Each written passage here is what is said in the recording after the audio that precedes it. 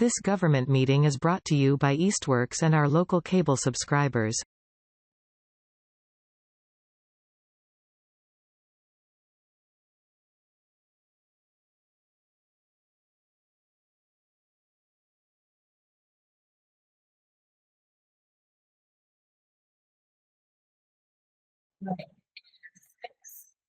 Yeah, we will now call to order the June 2nd meeting of the Easthampton Conservation Commission. This meeting is being recorded. This meeting of the Easthampton Conservation Commission will be conducted in person and simultaneously via remote participation online to the greatest extent possible. Every effort will be made to ensure that the public can adequately access the proceedings in real time via technological means. In the event that we are unable to do so, despite best efforts, we will post on the City of Easthampton website an audio or video recording, transcript, or other comprehensive record of proceedings as soon as possible after the meeting. Should an interruption occur in which the online meeting ends abruptly, both the in-person and online meetings will not be restarted, and all agenda items will be automatically continued to the next scheduled meeting. Are there any public concerns, non-agenda items? I have one public comment to read. Okay, this public comment is from Jeffrey Cooter, who says to the commission, thank you for all your efforts to accurately define the wetlands at Whitebrook Conservation Area. I agree with your statement that the final review of the vegetation by GCA may not have been perfect, but the bottom line remains the same. I was a little surprised they did not pick up the Clematis virginiana that was in the plots. I can see why there is so much reliance on soils. Plant cover changes depending on when the review is made. Thank you to the commission for their hard work. After attending just a few meetings, I can see all the work that the commission does. We are lucky in Easthampton to have such a professional group. Thank you. Any other public concerns? Hearing none, we'll move on to public hearings. Our first item this evening is a public hearing for a notice of intent filed by the Berkshire Design Group on behalf of the Community Builders, Inc. for a new housing development at 385 Main Street, map 154, lot 32-1, Mass DEP file number 1510330. Are we actually addressing this evening? We are not. They have requested a continuance to the July 14th meeting. The only update I have for the commission before that is that we have received the peer review check to be held at escrow from the community builders. So just to review for the commission, our peer reviewer is lined up once we have received the updated plan set and stormwater report. Great. Sounds good. Can we have then a motion to continue to, you said July 14th? July 14th. Motion to continue 385 Main Street to June 14th. July. Second. All those in favor? Aye. Motion carries. So we'll take that up on July 14th, not June 14th, which would be a Saturday. Let's not do that. All right, next public hearing for notice of intent filed by Chapel Engineering Associates LLC on behalf of Mass DOT for a shared use path along Route 5. This is map 111-13 and 110-17. Mass DEP file number 1510333. So the updates I have for the commission are that Keith Lincoln of Chapel Engineering has stated that the Mass DOT has approved 2 more test pits for within the planned area of the infiltration basin, and that he will have that data sometime in the range of mid-July to mid-August, depending on how the state proceeds with obtaining more test pit data. So we don't have any more information to supplement the geotechnical report until we have those 2 additional test pits. The other update I have from Chapel Engineering is that Mass DOT is still determining whether or not they will request to waive the city's stormwater report. And they expect to have an answer on the June 16th meeting as to whether or not they will be waiving our stormwater report. Okay, so it sounds like they're looking to continue to June 16th. Yes. Motion to continue till June 16th, 6 p.m. Second. All those in favor? Aye. So moved. We'll take this up again on June 16th, the next meeting. Our next item is a public hearing for a notice of intent filed by Berkshire Design Group on behalf of Norwich Properties LLC for a new housing development at 35 Pleasant Street, map 136, lot 1. This is Mass DEP file number 1510334. Please introduce yourself for the record. Yep, Jeff Squire, with Berkshire Design Group, here on behalf of Kevin Perrier and Norwich Properties LLC. The project we are looking at tonight is at 35 Pleasant Street. It's the former Roman Catholic Church on the north side of Pleasant Street, just the west end of the Eastworks Mills.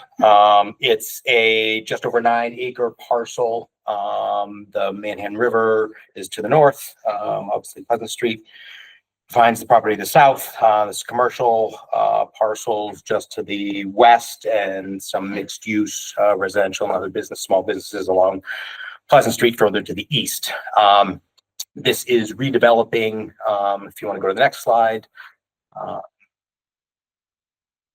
Just a little bit more about resource areas on the site. Sorry. So there is there's floodplain. It's if you know the site, it's a fairly flat terrace up where the developed area is, and it drops off pretty precipitously in the back, about 60 feet down in the floodplain. There's heritage habitat just at the edge of the limit of the development, and then there's floodplain down below. And then obviously what we're mostly here tonight is because of the Manhattan River. There's riverfront area on the back portion of the site. So yes, the next slide. So you can see here Manhattan River, but this is the riverfront area cuts through this portion of the site, sort of arcs across the back, capturing rear portions of the existing parking, garage, and space to the right. The site now is predominantly, the developed part of the site is predominantly paved and/or buildings. There's a little bit of green space on the western edge of the site. The church occupies, the majority of the west side of the site. There's a rectory building up front, a school, preschool that operates out of those buildings there now, and then various garage buildings and sheds. And the rest of the site is pretty much paved. There's parking, and then there's a number of fenced-in play areas associated with the school in the back. You can keep going, I think. And just highlighting again, just the riverfront area in the back of the property, what's there now. So there's parking, there's some landscaping over on the left side, west side of the site. There's most of that garage building. There's an existing stormwater outlet, which I will speak to in a little bit. There are a couple of catch basins on the site. There isn't a lot of drainage infrastructure there now, but what is there now is all connected, we think, and outlets in that hillside behind the garage. And so, yeah, you can continue on. So just a couple of images at the front of the site. This should all look pretty familiar. These are all views just from Pleasant Street. Obviously the church, the rectory buildings, the lower right-hand corner, or sort of smaller buildings on the eastern part of the site. This is the rear of the site, which was a little bit scary. So when I went out and took these pictures, apparently there is a bear that repeatedly gets in the dumpster in the back of the property. And so that had just happened recently. And so they had since cleaned that up. I said, we can't, I said in good faith that I cannot come before you and present this project if something hasn't been done to at least clean up that trash. We can talk about resource area stuff. But so I was going to try to stop just to confirm that, but I did speak with the owner at the end of the week last week and said that has all been cleaned up. They made them. It was mostly the preschool, but that has all been since cleaned up. The other thing to point out in this is the stormwater outlet that exists, which was also a little bit scary. So you can see this sort of ravine in this lower left-hand picture. It's highlighted even more in these upper images, and the storm outlet that it's a 8-inch or 10-inch clay pipe that is sort of broken off in sections over the years. There's a couple pieces that you can see, sitting down in this ditch. And right now the outlet it's right here. It's, a couple of feet off the back of that garage. And so obviously that was a thing that needed to be addressed. And so I like how we propose to do that in the future. Is that, if I can just interrupt, is it running under the garage? It is running under the garage. Okay. Yeah, we presume that would be the logical network of pipes. Is right under the garage. Yeah. And so yeah, demolition. We're pretty much removing everything except for the church building, which we renovated.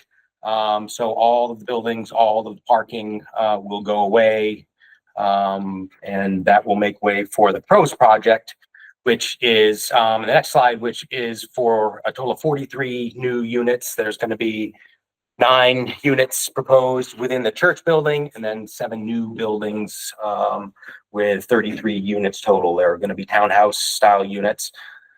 We are, yeah, I mean, details that you don't really need to, but we're closing a curb cut. All planning related issues. We're trying to pull back a lot of the impervious area from within riverfront area and make improvements both in terms of vegetation stabilization and stormwater. And so, yeah, you can keep going, I think. And so just sort of highlighting the existing development over the proposed, just to give you an idea of the extensive development. So you can see there's the hedgerow that exists there now, the edge of parking across this 9 through 11 units, the garage building, and then this is where that large fenced-in, play area is right now, where those units are. And then Which is paved. which is mostly paved. There's a little bit of gravel, dirt area in the far back corner, way back here, but most of it is paved. Yes. And so, yes, you can keep going, I think, unless there's other, actually, just, sorry, if you scroll up just a little bit, just highlighting. So we are reducing the overall impervious area within riverfront. What's there now is just under 5,000 square feet. We're a hair over 4,500, 4,600 square feet. So we have reduced the amount of impervious area. I realize that riverfront standards are, a little ambiguous about that, but that's just to highlight that we are reducing that. That's the impervious in riverfront area. In riverfront area, correct. Yeah, yeah. We're just about even on the site otherwise. Do we have anything else coming out?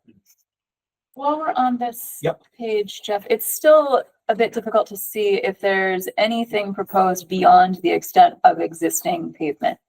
I mean, there's beyond the existing pavement, yes, there's a little bit of work, pavement edge is probably right, upper 2/3 or so. It's hard to say. They're actually, these rear buildings at the request of the planning board, corners are going to be staked in the field. I don't know if that should be happening fairly soon. So I imagine, if we do a site visit, those will still be visible. There are some areas that, are beyond the edge of existing impervious area. But it's where there's landscaping, there was previous disturbance, we are taking away, obviously larger chunks. So, I think this is probably the most significant, separation between the two. But like I said, we are having the building corners staked, so in the field, so they were interested in its relationship to the top of embankments, and there are structural and geotech engineers, obviously involved. So anyway, Can you just between 9, 10, 11, then 12, 13, 14, it's like Yes. there's some parking spaces, and just to the left of the parking space, is that an angle? What is that? Look like? that's a dumpster enclosure. Okay. Dumpster and recycling enclosure. Yeah. We will have a fence around it and an enclosure, and we'll be, yes. Yeah. We'll see. Jeff, at this time, is the limit of work staked? I don't believe the limit of work line is staked. No, Could we have that flagged before the site visit? we could certainly try. Yeah, I think it's, for all intents and purposes, it'll be the top of embankment, which is pretty clear in the field.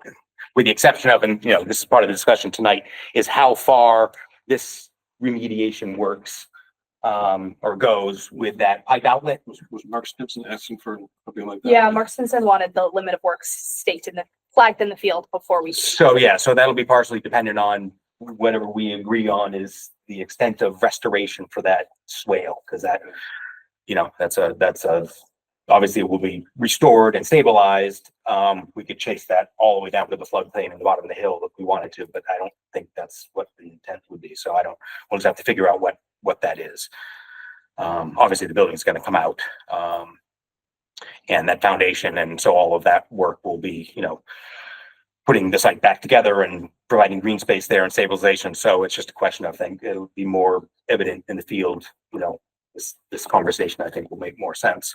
Is that garage just on a slab? I believe so. It may have footings. I don't know. I mean, obviously it's getting washed out in the back. It looks like there is at least a footing in the back, because you can see part of that, where the dirt has fallen away. So I think there is a footing frost wall around the perimeter of it.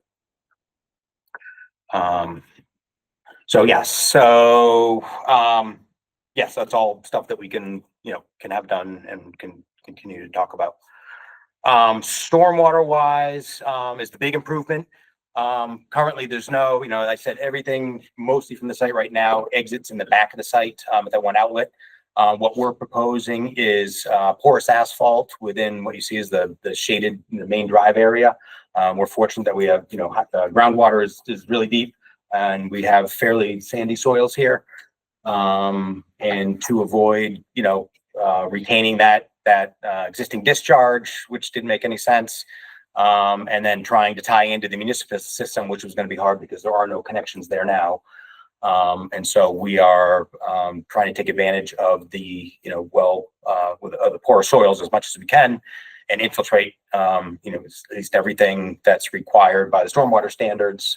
We've got smaller stone infiltration trenches in various locations to pick up roof water. But all of that also will infiltrate. They're directed to, most of the green areas, and roof is directed to, shallow lawn swales with these stone detention or infiltration trenches. But porous asphalt is the major stormwater improvement that deals with stormwater quality, attenuation, above and beyond, what would be required just because of the system. So, and let's see what else. Just sort of going through, I think, Mark's comments and then just some of our narrative, that, at least with respect to wetlands, there are no wetland impacts. Riverfront area is the major one here. We think by a reduction in the impervious area, the, native plantings and, big improvements with the stormwater, that will, be an improvement over the existing condition. This is toward the outermost edge of the riverfront area to the extent possible. Degraded area. And so we are, is this our edge? Right. So this property was developed prior to 1996. And so that 10% riverfront area comes into play. And so we are, even with the disturbance, we've got less than 10% total for that riverfront area disturbance. And so mitigation is going to be provided in any of the areas that are currently degraded, by removal of, impervious surfaces, gravel. That's going to be all topsoiled, and we've got wetland seed mix back there, erosion control mixes back there. And I think, as I mentioned before, just the discussion about how far we deal with that pipe restoration, that outlet restoration. Because I'm not sure just dumping dirt in that hole is going to solve it all. It will probably require some stone, some erosion control blankets, something in there to get that really established and stabilized. Priority habitat we're out of, and floodplain we're out of. And then, just going through Mark's comments, if we want to go through any of that. Performance standards. So, disturbance. So I would just contest that all the things that we are doing, and obviously the most significant improvement is with stormwater, but that's a pretty significant improvement on the site, I think, given where all the discharge is. That combined with the areas that we are restoring within riverfront are certainly an improvement. Manhan critical area, I certainly acknowledge that. I don't know. We don't have any discharges that are within 200 feet anyway of the Manhan River. It's all just infiltration. There will be no illicit discharges, obviously. That may have just been a checkbox that we missed. Sediment traps, we would certainly have sediment traps in place during construction. At some point, they're gonna have to remove, is planned to be developed in phases.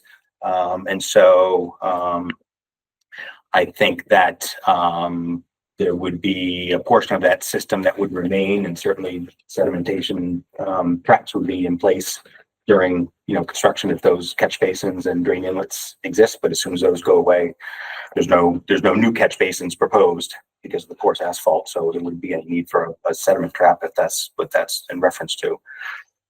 And really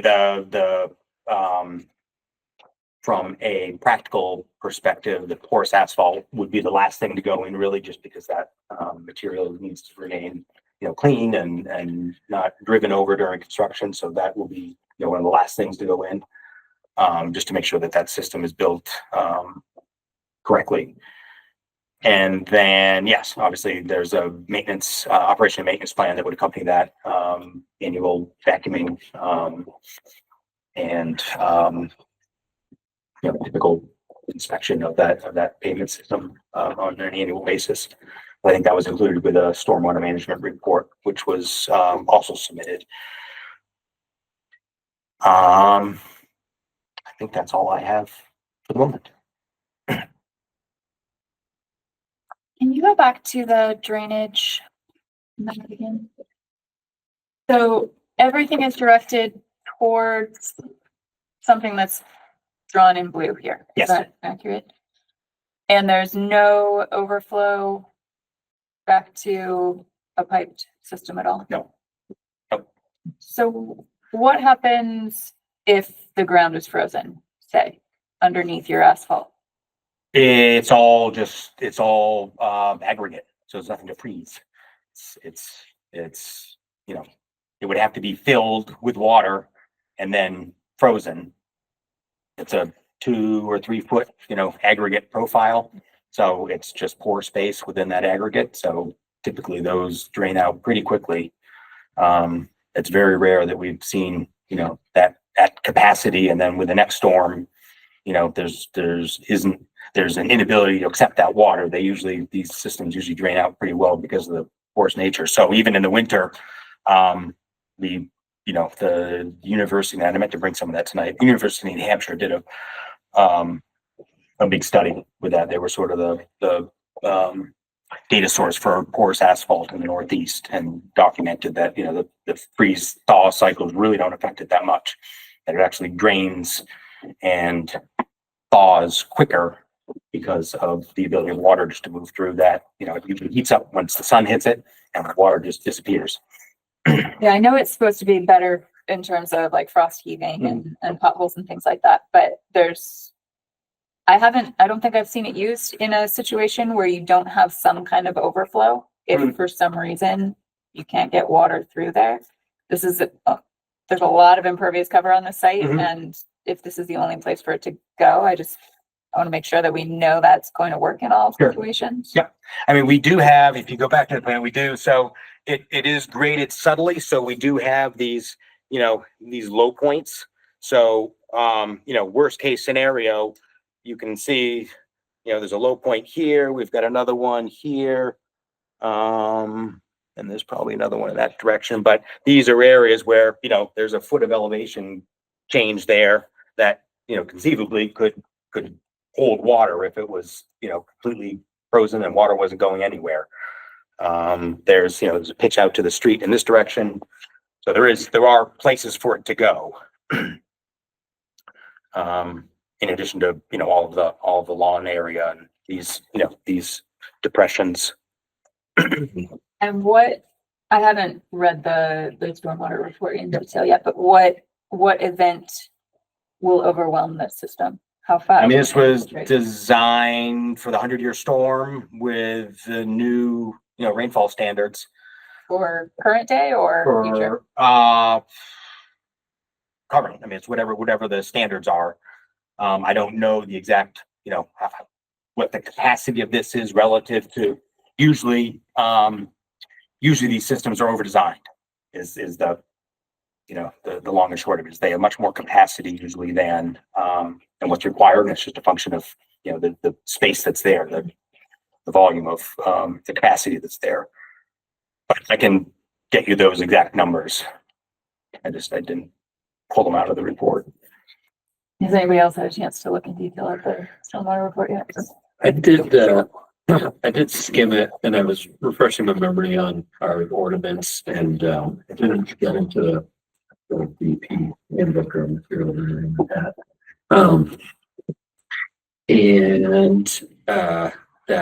That's about as far as I got so far. I honestly haven't seen a project before where we've done porous pavement to address like all of the stormwater Mhm. needs for a site like this. We do have development in my neighborhood, like 10, 15 years ago, Jillian Estates it was an infiltration only system, but it wasn't using porous pavement. They did have infiltration galleries and some pre-treatment, I think. Mhm. Just looking through the stormwater report and the ordinance, my questions are just related to their redevelopment, stormwater management standards of both the Wetland Protection Act and also our ordinance, and then the new development standards of both. And I guess I just want to step through at some point and have those, step through those together to make sure that we meet the points. And then also, for stormwater design manual, just make sure that we're meeting, what porous pavement seems to be used, because I'm not really familiar with it in this context. And we're going to have the obvious question about maintenance at some point in the process. Yeah, the stormwater handbook is pretty clear about what the percentages are and what what the prerequisites are. So yeah, insofar as those requirements, the water quality, what that profile needs to look like, that base material, the size of that stone. We just did a big municipal lot up in Deerfield with porous, and it's been fantastic. It went through the winter. Yeah, oh yeah. Yeah, it's funny. It just as a side note, it was partially funded with some sustainability grants, so they were required to install a bunch of rain gardens in addition to the porous. And the rain gardens haven't seen the drip of water other than whatever falls on them, just because they don't there's never any overflow. Even with all the events we've had since last fall.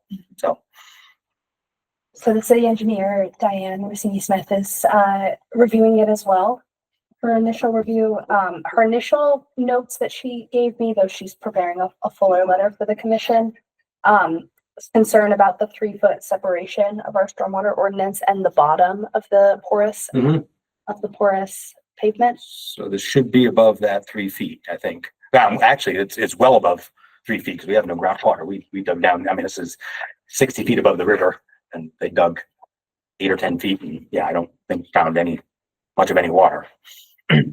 Okay, and her other concern regarded the distance from the buildings to the small infiltration features and the requirements around the distance of those features to basements within the city stormwater ordinance. I don't think any of these have basements. I can confirm that. And what is it looks like you're set back a good ways from the slope with the driveway. Do you have that measurement by any chance? I don't. So yeah, from the top of the embankment, this distance I would guess is probably 50 feet or more. Commission does have the plans if you want to Yeah, I don't spread them out. I don't have a scale. I don't know if you do, Jeff. Well, I can go grab one. That's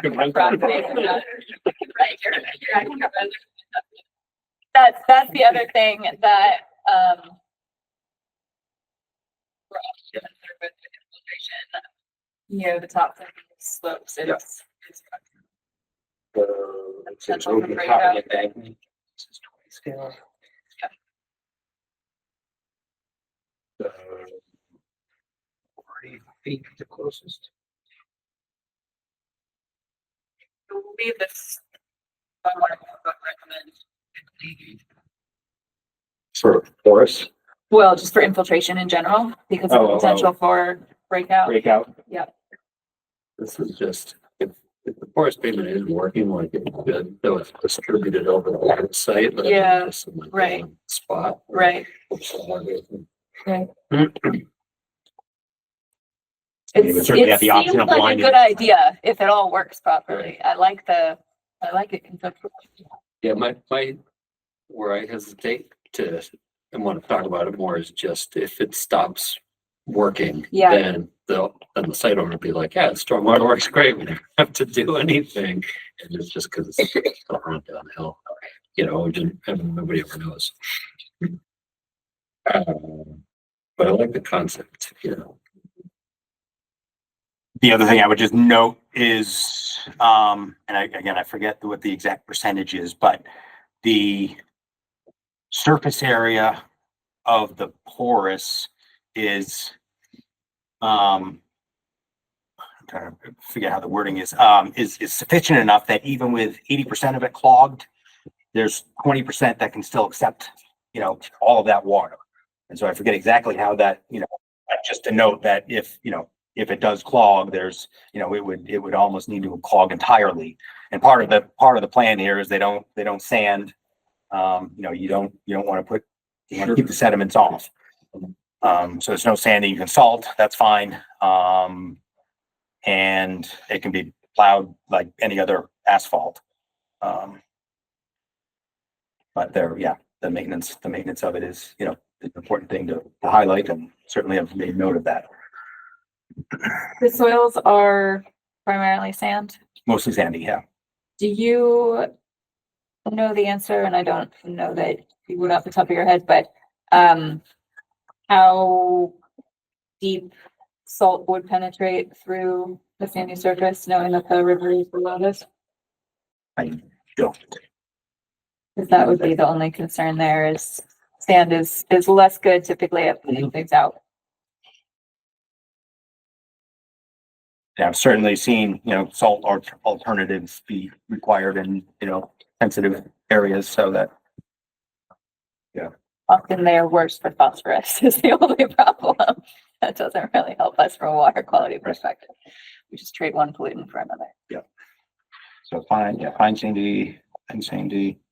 Yep. Jeff, you think there's no basements under the? I don't think there are basements under these. Nope. I think there's a basement under the church itself. There's a basement under the church, yes. Yeah. So if that's Diane's issue, may only be with the church, the old church building. With these features. Right. We could certainly relocate those to the front too. There's space out there. I mean, I wonder if like the one behind 6 and 7 is really close. So maybe that some of the closer ones are the ones who are really. Mhm. The ones around the church are a little bit further away.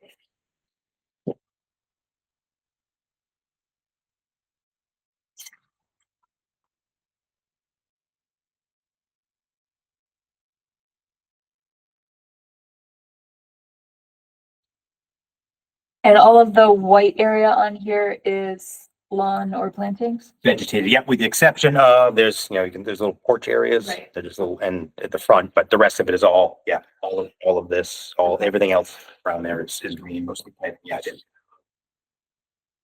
I didn't plan into the presentation, but yes. Okay. Going back to riverfront standard, there was no alternatives analysis provided, and I was surprised that Mark didn't flag that because I believe it's required in all instances, even for redevelopment.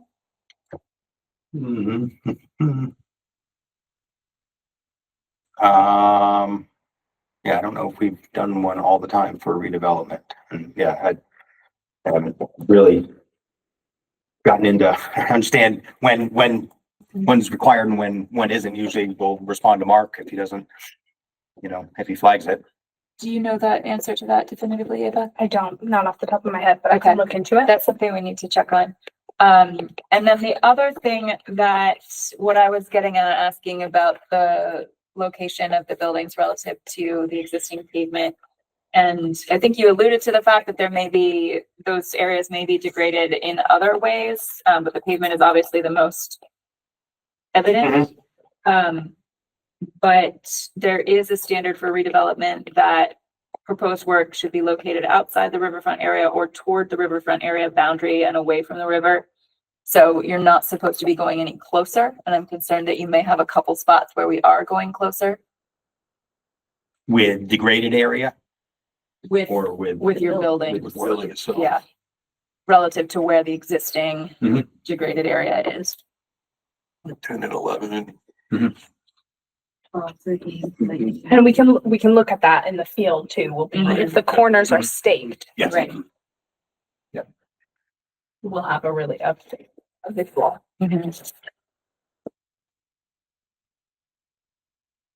Those were the things that jumped out to me on first review. Other questions, comments from the commission? Yeah, I guess should we talk about the gully from the storm? Oh, yeah. Well, yeah. Yeah, so I don't know whether going back to those pictures, it's, yeah, I mean, it's most severe up right behind the building, obviously.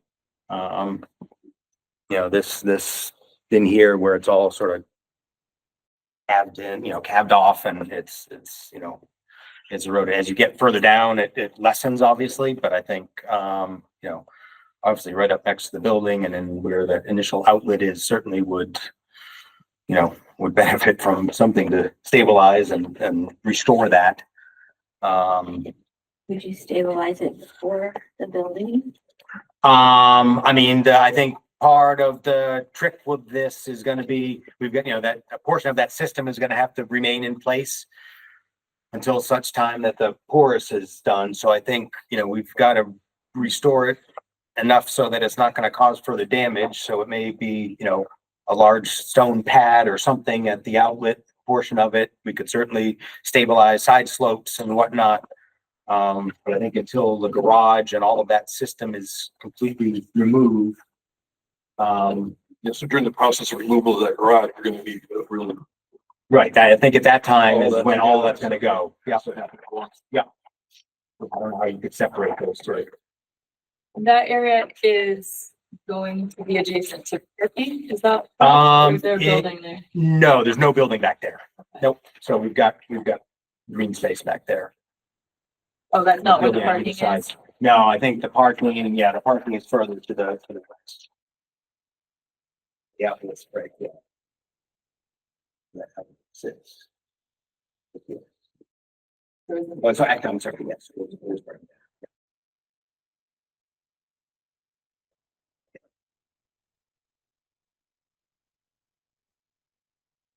So would it be, That like about here. It's roughly right up in here, yeah. Right up in the, right. are the parking spaces also porous or they're regular? That's regular asphalt, so those are all sloped to drain into the ports. Yeah, there is a requirement that you've got to have a certain building, separation from buildings, whether they can or not, with porous, so that's the reason that, both the driveways for the units and the parking spaces are standard asphalt. And the close corner of the church meets that requirement? Over here, yes, it's only 10 feet. Yeah, it's not very much. I'm looking at this corner, which looks quite close. Over here, Yeah. I think we're right at 10 feet. Right at 10. Yeah. So I know, as I alluded to, I know they're going to be developing this in phases. I know, I forget what the exact limits are. This western half of the site and the church, I think, are phase 1/2, and then there's 3 and 4. And like I said, I imagine that that porous asphalt would be one of the last things that they put in, because we can't have construction vehicles driving over it and making a mess of it.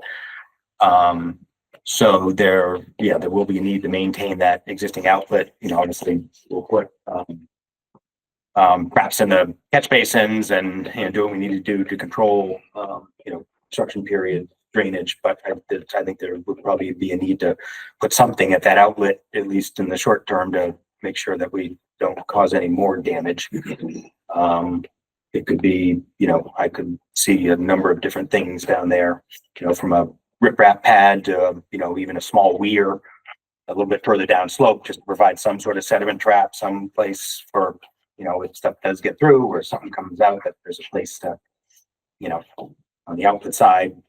And all of that would get removed and restored at the, you know, at the outlet of the project, at the end of the project anyway. So, you know, I think as long as nothing's, you know, at least to me, as long as nothing's getting further down the slope and further toward resource areas would be the, you know, the major consideration. But certainly open to, yeah, your thoughts and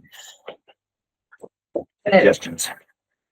You haven't put anything before us in terms of a restoration plan for that. No, because I really didn't, I felt it was more important to have this conversation and to see it than figure out what makes sense, and rather than propose something then. Going back to something you said a moment ago about phasing. So if they were building, say the west side of the site first, would they be putting in that portion of the porous asphalt? I think that would be the plan Okay, up to a point, right? and then Because they'd use a different access. And for they the would other do a piece. different, right, yes. That's something I think we'd want to clarify so that Yeah. we understand that once a new area is constructed, its Working, stormwater system right. will be in place and functional. Sure. Yeah, and I think the fortunate thing about this site is most of it's paved now, so, you know, access to the remainder of the site shouldn't be an issue. Right. Yeah, I guess they could drive anywhere. They could, on right. the other side. Yep. Other questions? Commissioners? Site visit will say a lot. Mhm. Yep. We'll get to public questions in a few moments. And you said you don't have a plan yet? I do, there is one in the, yes, I didn't put it on the presentation, yeah, it should be all native, it's, yeah. A large number of trees. Yeah. Yep.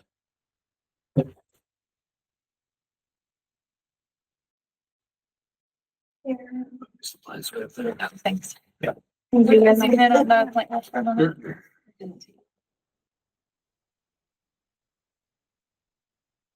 That's all that's.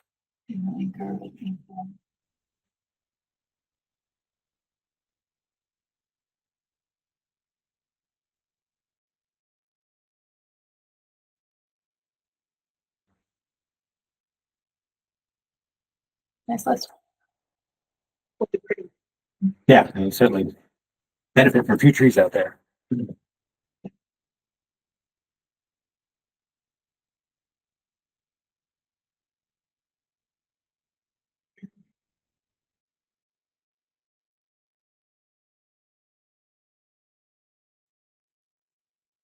Other questions from the commission? Ava, did we want to try and schedule a site visit now, or are you going to do that? We can do that now if you'd like to, Jeff. Sure. While you're here. Yep. So we do more than 3 commissioners, would more than 3 commissioners like to be on the site visit? So we'll need to schedule for 2. Are we able to venture onto the property independently as well? Do you know? I think if you're on the western part of the site, that's fine. Away from the preschool? Yeah, Okay, preschool's the bigger Yeah. issue. all right. They've come up a couple of times, been out there, so. Kids used to go there to the preschool. Right, you can certainly, all of this is open. You can, you know, they have staff parking right behind the church now, so I've been able to, you know, poke around a little bit without too much. The preschool's still open? Preschool's still open, yeah, they're gonna be moving. Yeah, I knew they were moving, I thought they already did. yeah, no, I don't think they have yet, but Yeah. No, but I didn't know if they had to get out of here before that one's even gonna be built. well, I think that has something to do with the phasing also. Okay, all right. So we can maybe talk about a first date and then see who can come and then look at a second date if more commissioners want to come. Okay. Do you have your schedule? Yeah, I do, but I think it's funny, you don't have access down here. I keep forgetting there's no internet down here. Oh, there's public Stay in Wi-Fi. school, Yeah. Password. Oh.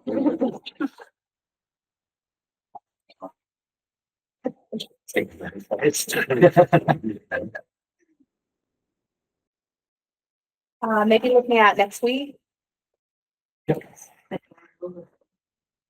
Monday, do the commissioners have any input on site visit times for next week?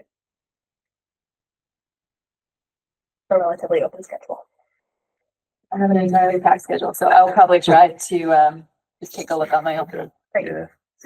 Morning. Morning on Monday. Please open. How about, sometime in the morning on Monday, Jeff? I have a standing office meeting at 9 is my only, I could do first thing. Or 11? 11's fine, yeah. 11. Okay. Okay, so 3 commissioners can be there. Yay, Commissioner Ryan, Commissioner Carr, Commissioner, anyone else can make it? Me, no way. No way. Commissioner Weeks At 11? at 11 on Monday, the 9th? Yeah, I can do that. Okay, so that's it for now. And then I would say any other commissioner who wants to see the site at a different time, go ahead and reach out to me and then I can set up a second site visit.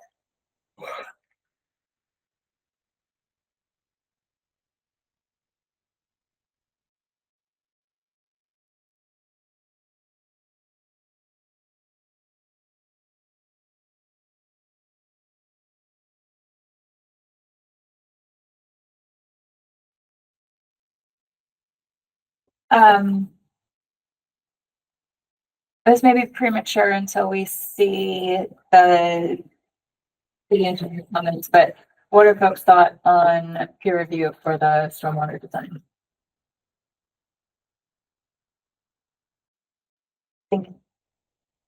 I'll just say, I think this is the type of system that we like to see.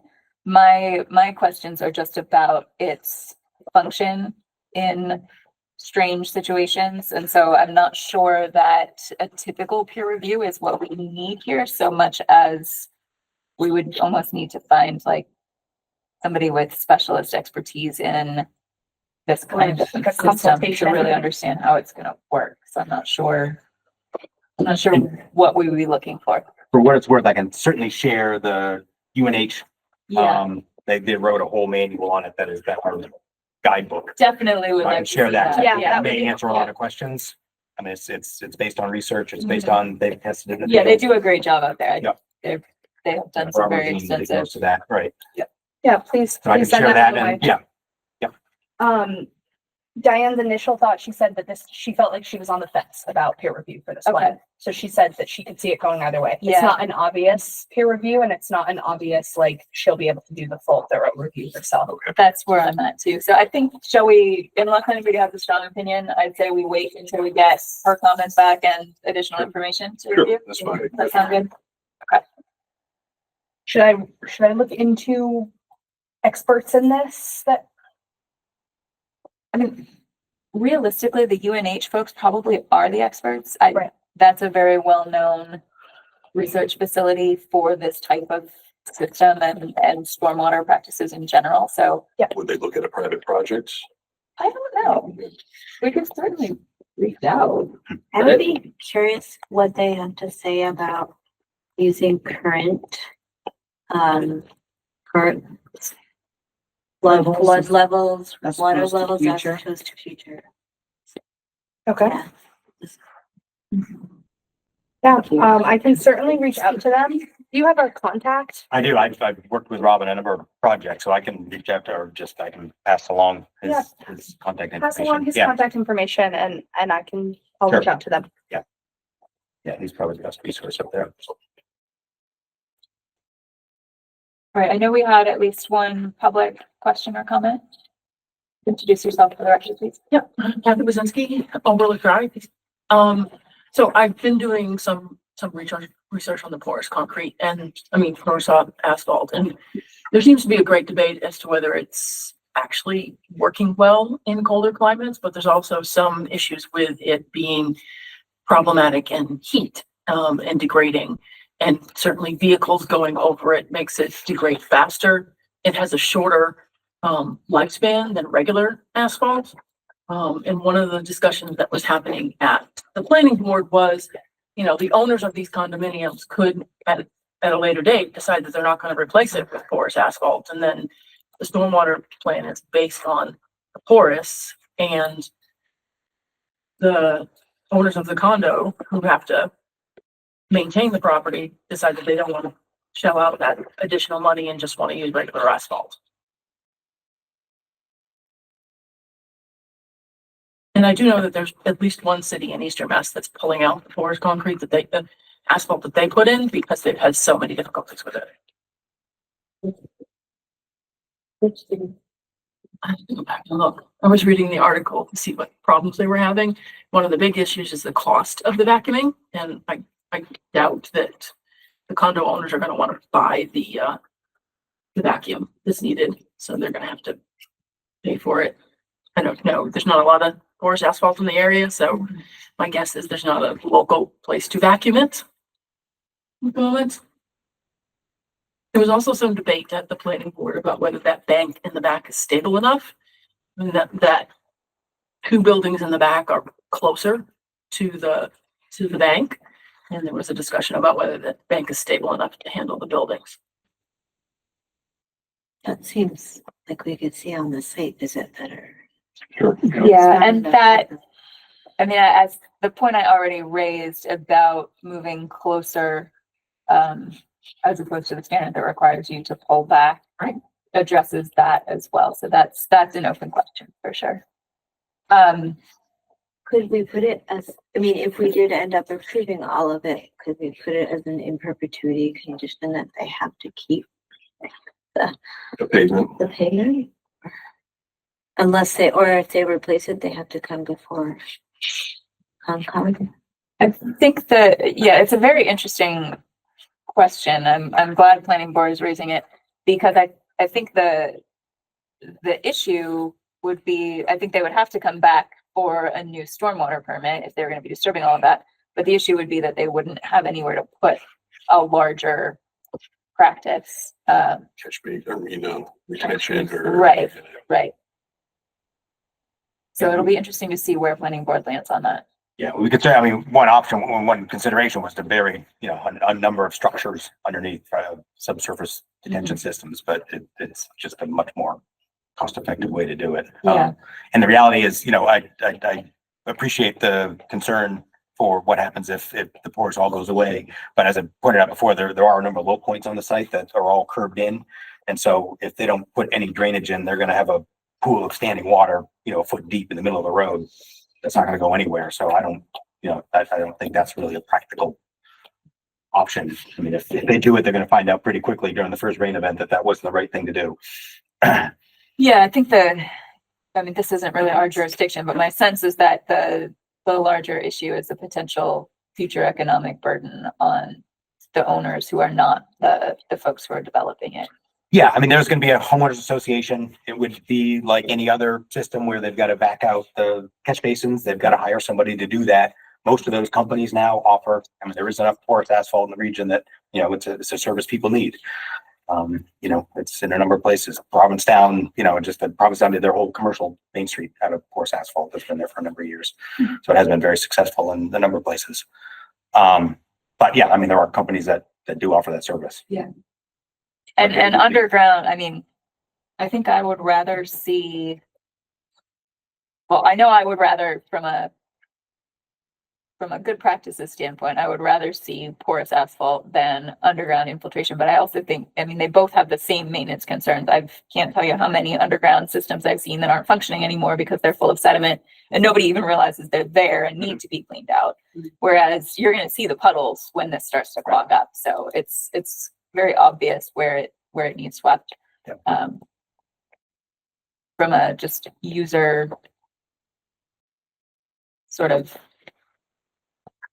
what the word is, just being obvious when it needs attention. It's certainly much more so.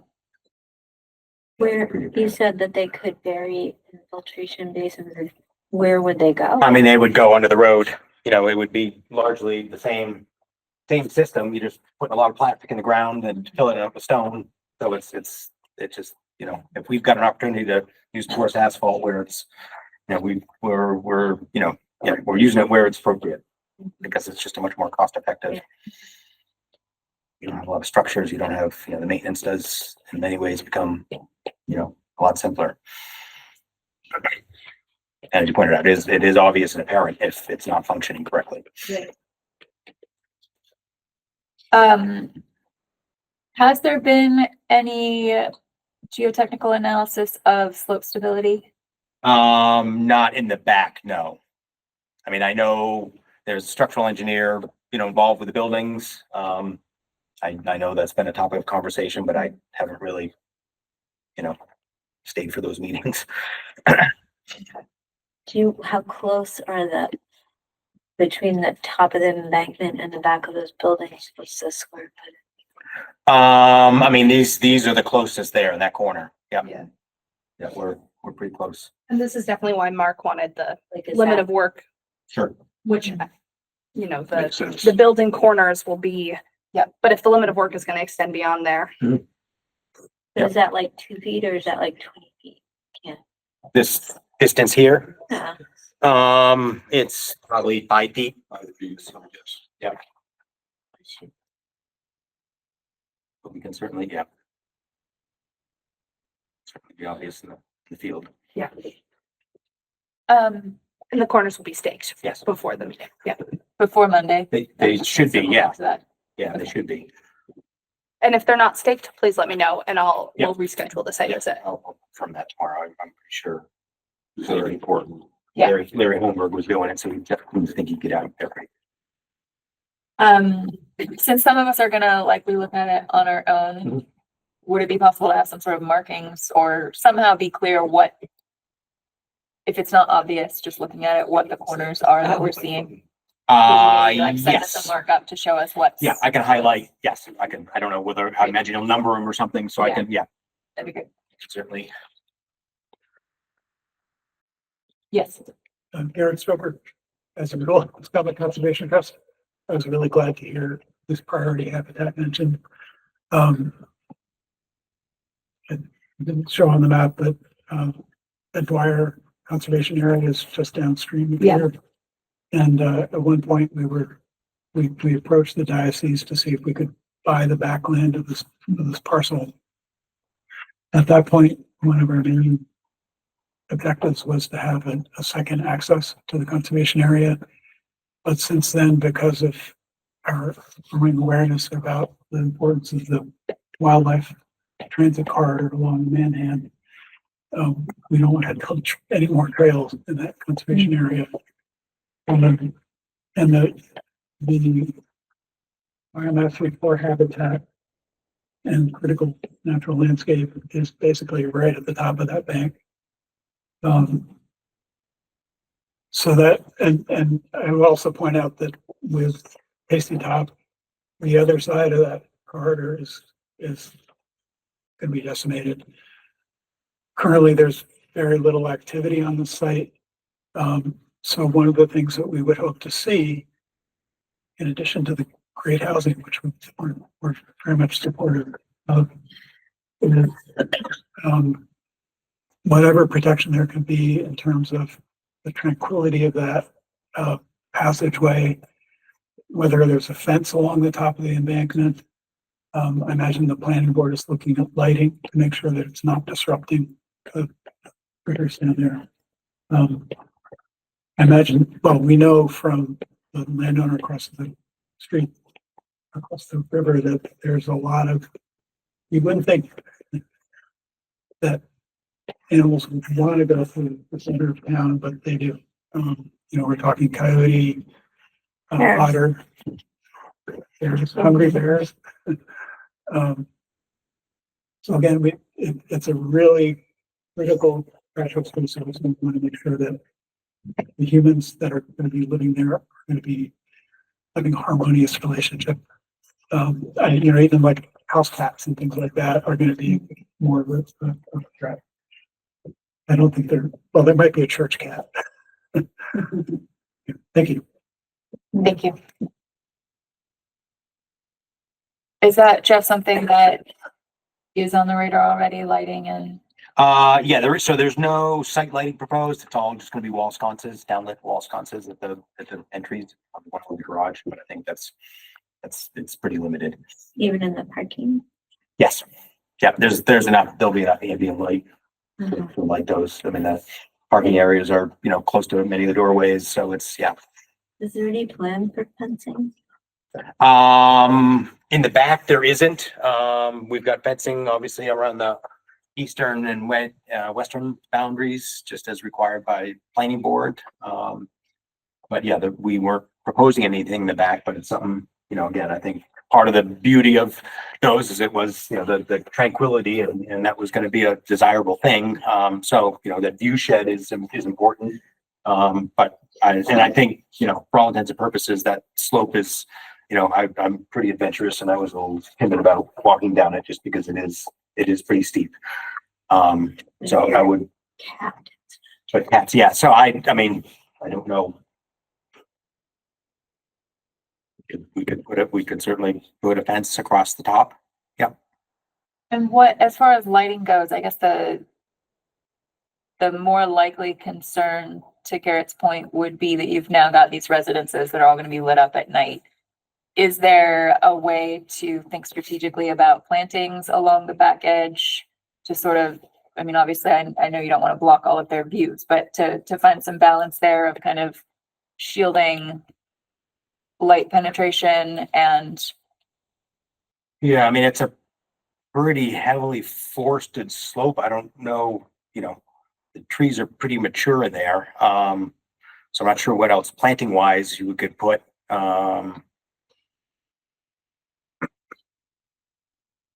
Short of, blinds on the windows or something. I'm not sure what else. Yeah,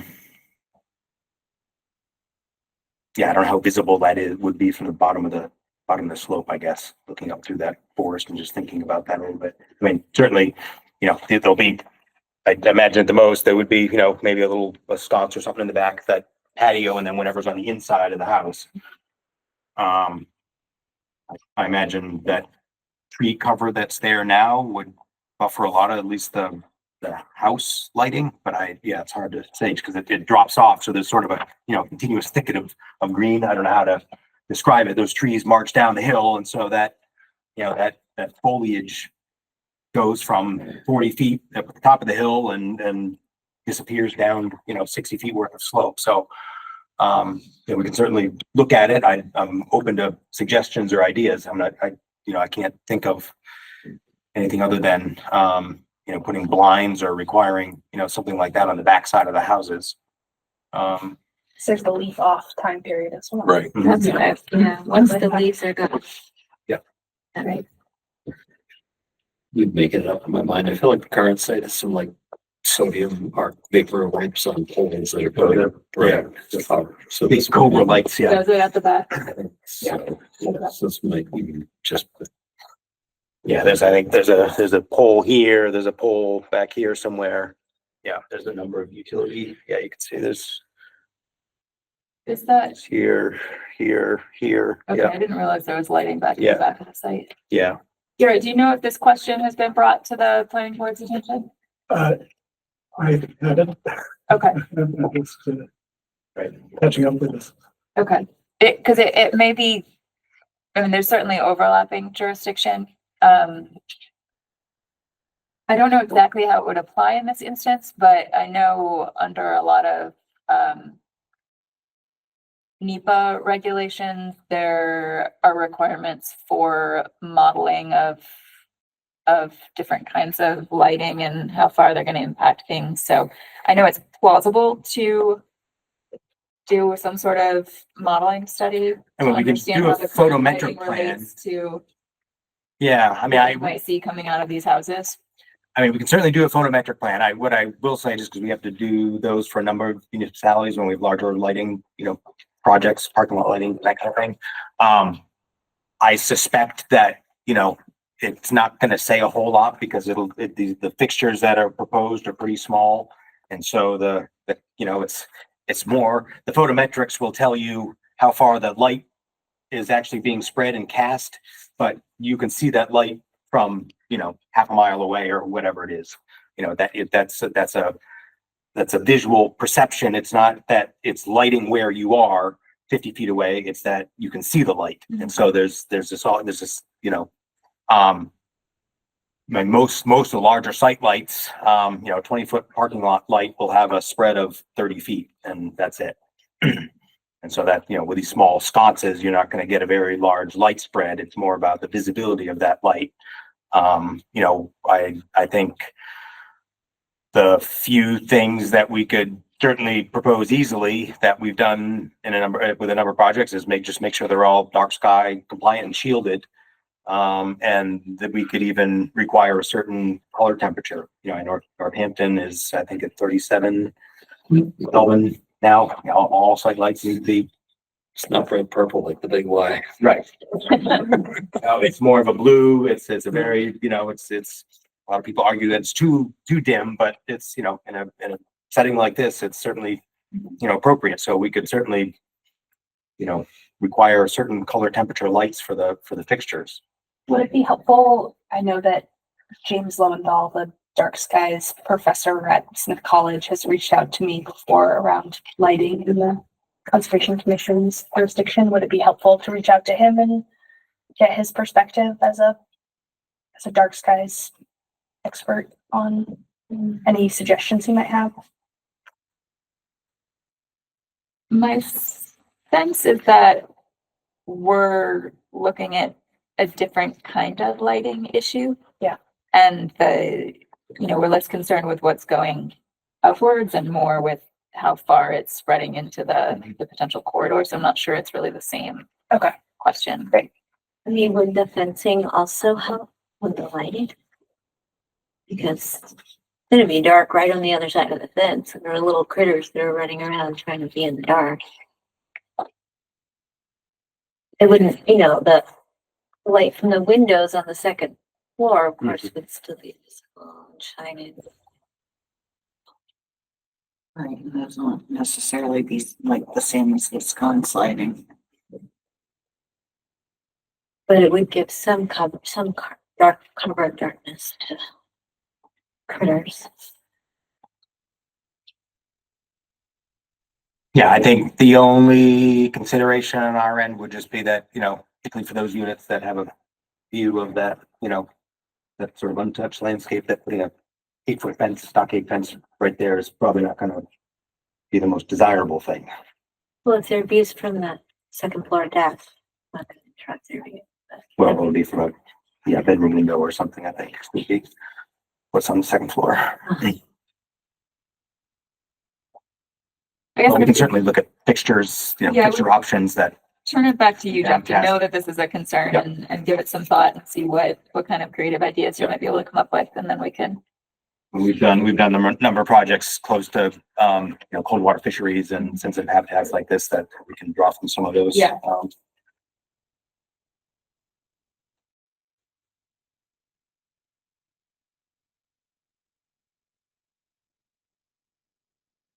and if there is full lighting on the back of the site now, it might be helpful to understand how far that's penetrating. Mhm. That's bright back there. Yeah, just to Yeah. be able to understand how it relates to existing. Sure. Yeah, If it's going to be likely less bright, then we're all gonna feel a lot better. it Yeah. would certainly be less bright than it is. Yeah, I mean, from what my recollection is, it's the big, you know, DOT corporation fixtures in a number of places. But we can certainly confirm that. Okay. I think it might be worth reaching out to Jim Lowenthal. I just got the Dark Sky, General Dark Sky Association, and they're talking about impacts on water, marine creatures. So. Okay. And the other thing I was going to say is that, I think a fence could be fairly modest. We've used a black rubber coated galvanized fence around a vacation house to keep the deer out. Sure. Which is really fun. But it doesn't really seem to be all that intrusive. Yeah. I mean, I grant that it's right next to you. And it could even be, a little bit down. I was gonna say, right, but the black does go away. Yeah. Cool, thanks. Yeah, okay, no, great. Any other public comments? Questions? So we'll have the site visit on Monday. Does it make sense, Jeff, to continue this for our next meeting? Sure, I think that's fine. Yeah. That would be what did we decide, the 16th? Yep, June 16th. Motion to continue 35 Pleasant Street. Second. All those in favor? Aye. So moved. So we'll revisit this on June 16th. Thank you. Thank you. Thank you. All right. We have no requests for certificate of compliance this evening. Ava, do you have any update on enforcement actions? Let me pull that up. I believe I have one update on enforcement actions, which is for 126 Lovefield Street, which we, just to remind the commissioners, we issued a cease and desist about some of the metal and plastic materials that were being stored in the buffer zone. And she communicated that they're actively working on removing other materials. The building commissioner is also involved in this for other things outside of the commission's jurisdiction. And that they may submit an RDA to keep one of their carports in the buffer zone. So this is a carport that's currently within the buffer zone. And that was the direction that I Push them. oriented towards her, that if they want to leave it, they should submit an RDA. Because the commission reviewed, I can't recall if we spoke about this before, the commission reviewed like an RDA for something that is being asked to stay. I feel like it has probably come up. I can't think of a specific instance, but I don't have any concern with. I don't remember either, but Yeah. it's fine, we can look at it. Particularly with buffer zone. I mean, if we were talking about something that was in a wetland, I would have probably a different reaction, but I Yeah, think so that this seems is appropriate. okay. Yeah. Great. So my last communication with her is that I'll follow up in 3 weeks, which is the week of June 9th. Okay, So great. Moving on then to open space updates. Anything there? yes, indeed. Oh, yes, indeed. So 385 Main Street conservation restriction. We have a finalized conservation restriction back to us from the Commonwealth. We have Mark Walmsley of Kestrel Land Trust here to speak to it. There's a hatch version. There's two 11x17s that are floating around. And I can also pull that up. And you want to kick it off? Should I introduce this? Should I? Can I ask one question, please? But I couldn't figure out, and maybe I just wasn't squinting hard enough, but what is the distinction between the 42.595 and the 42.906 acres? What is not included? I couldn't find it. Certainly. Yeah, I can answer that and Mark can speak more to it. So it's this area right on the edge of the abutting properties. So Okay. the line, the property line that will be owned by Kestrel follows this line, if you see where my mouse is. The dark or the dash? The dark. Okay. And then the hatched area shows the conservation restriction. So that I believe is that about 30, That is 25. 25 feet between the black line and the darker dashed line. The lighter dashed line shows the utility easement that also runs through there. So the two okay. sides of the utility easement are shown by dash, and the conservation restriction will follow the other side of the utility easement. Got it. So I can actually give one quick clarification there, actually, because it was just clarified to me.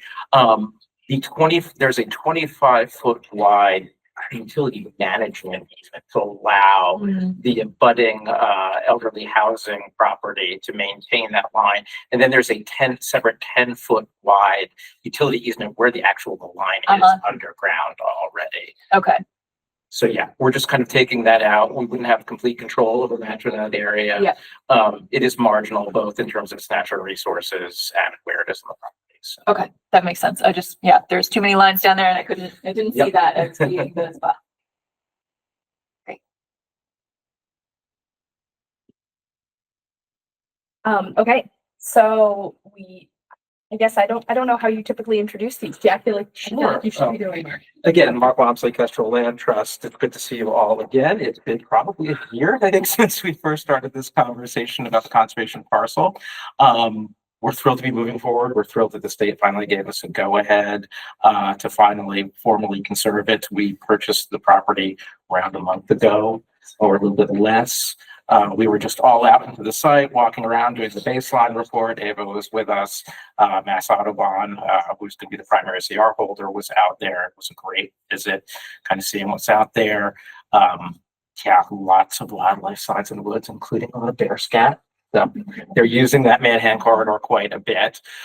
So again, we're here both because we have the approval for final signatures. So we're going to need the city approval for the CR itself, but we also need the vote for the city to be the official co-holders with Mass Audubon of the CMR.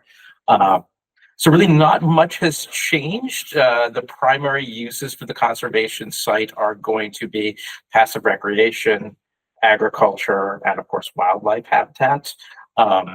We basically gave ourselves pretty broad leeway in the CR to explore any of those. We're in the process of starting to kind of evaluate more for the programming and the planning for the recreation and for the ag on the site. We're getting that underway. Obviously, a lot of that is attached with what happens to the abutting parcel. Our plan is still to integrate the two. So again, while that's our first plan, it could also operate as a standalone conservation area. Barring that, I really kind of have things that are right in front of me. I'm going to be contacting a farmer to see whether it makes sense to just mow the current field or actually whether they can hay it right now. So those are the types of conversations that I'm having. So again, we're thrilled to move ahead with finalizing the conservation of the property. But I'm happy to take any questions. I read through everything the other day. I have no questions. It's pretty detailed. I really have a question. I just have on the map, how much of that hatched area was agricultural versus forest? I believe it's around, so the site in total is, the conservation area is around a little over 42 acres, the CR area. I think around 20 acres of it are open ag lands. It's really, yeah, it's kind of hard to see here, but this is obviously open. This certainly is open, not part of it right now. This area right here, and then there's a field going this way, there's a field going this way, and there's a field kind of going into the back here like this. But then this is all ravines and wooded, dropping down to the Manhattan River, dropping down to Piscomics Conservation Area back there. So these property Oh, there you lines. go. Thank you. Yeah, these property lines are old, right? This isn't reflecting the new A&R, but this is that path, that skinny path. Yep. That we saw. So the line of the program, and please, the new assessor's map online is completely so we need to go and talk about that and correct it. It was a kind of strange kind of conglomeration of the parcels, but the current line basically goes like this. So this is a separate parcel, but this back, this field, and then obviously all the way back there. And then the supposed housing development that is still proposed, that we're still waiting on the stormwater report for is Correct. road. Close to that. But that's separate. You won't own that. We're not going to own that. No, it was never our plan to do that. Again, we'd love to integrate the design between the two. And again, that's the goal we're still hoping for, but they're on their own kind of paths right now. It made sense to move ahead with conservation. Yeah, I will say this, Ava, this back boundary is basically, we just drew the line like that. So this extends out like that. Everything you own, I think it's everything that's in the CRs too. It's more like there. Is that correct? Yeah, exactly. That's it. So it's this and then the little frontage. And that gives you a sense of, and if we don't have the wetlands plan in front of us, but as the commission recalls, they did issue an ORAD for this project. And so we have the wetland lines and there's a couple fingers that. Yeah, I think you can You kind can of kind of see them in see the that. vegetation. Yeah, Mhm. so there are these wetland fingers that extend into the farm area as well as along the wooded. And one thing I did mention to Ava was that there was the DEP letter, which was making the assumption that the conservation line wasn't going to continue in agriculture. So I don't know whether we need to follow up with them at some point about that, but it's definitely our plan to keep the open area open, although we haven't settled on the exact type of agriculture that's going to happen. It sounded like it was left open that it could potentially be leased to a single farmer or be community gardens or kind of any number of things, right? Exactly. We did have, so I'm reaching out to a local dairy farmer to see if he's interested in the hay and just to get his advice for that. So I think at the least we'll be keeping this a hay field. We did have contact with another farm recently who was more interested in vegetable production. We didn't evaluate the soils closely for ag other than the maps that says prime farmland and farmland of statewide importance. So we'll probably have them out there at some point to kind of take a look at it and see what could you really grow here. Yeah. But to involve the community too with the agriculture, I think would be the real special thing. Okay, so I just said, well, that answered some of my questions, but I wanted to ask, it says that there's camping that will be allowed. So I was curious about what type of camping. it's kind of, sorry, go ahead. Yeah. Is cooking allowed, fire pits, open flame, trash, disposal, containment, Really good removal, questions, yeah. or pickup and litter for camping or any other events? Because it was saying weddings and all sorts of things. Yeah, But there absolutely. was no other details. Yeah. So the way that I would suggest reading that is the conservation restriction says this conservation restriction disallows certain things. And then it, basically the conservation says other things are okay, but still up to the landowner. So it doesn't say, people have the right to camp there. It leaves it up to the landowner to decide and kind of evaluate the site. Don't allow camping actually on any of our sites. This is based really on the model CR that the state puts out. I think it would be pretty unusual that we would actually allow it, but that was pretty much the standard. It was on page 10. That's why I just sort of. It jumps out. Yeah, that was the model CR. It's permitted for us to decide whether it's appropriate or not. Then there's a lot of activities that fall into that categories. Other ones that come up, they've been asked about biking at one point, bicycling.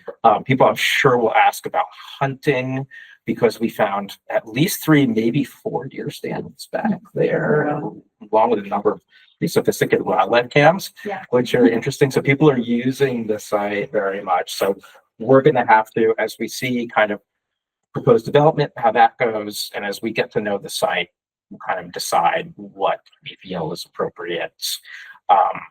We have some ideas on some of them right now. Just given the nature of the site, it'll lend itself to some things, but not others. But again, if there was camping, it would not be a kind of free for all. Maybe we would have an event where we'd allow, say, the Boy Scouts to be out on that site. But again, we'd have to really see. We have to see what the nature of the ag would be on the site too. Would it fit with that?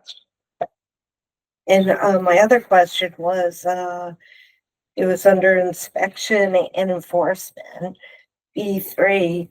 Why aren't the boundaries going to be permanently marked for this year? They will be. Let me just see what it says. It's page 13 and 14, B3.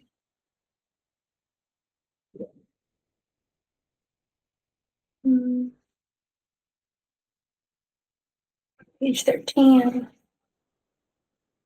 B3 and 3. Right.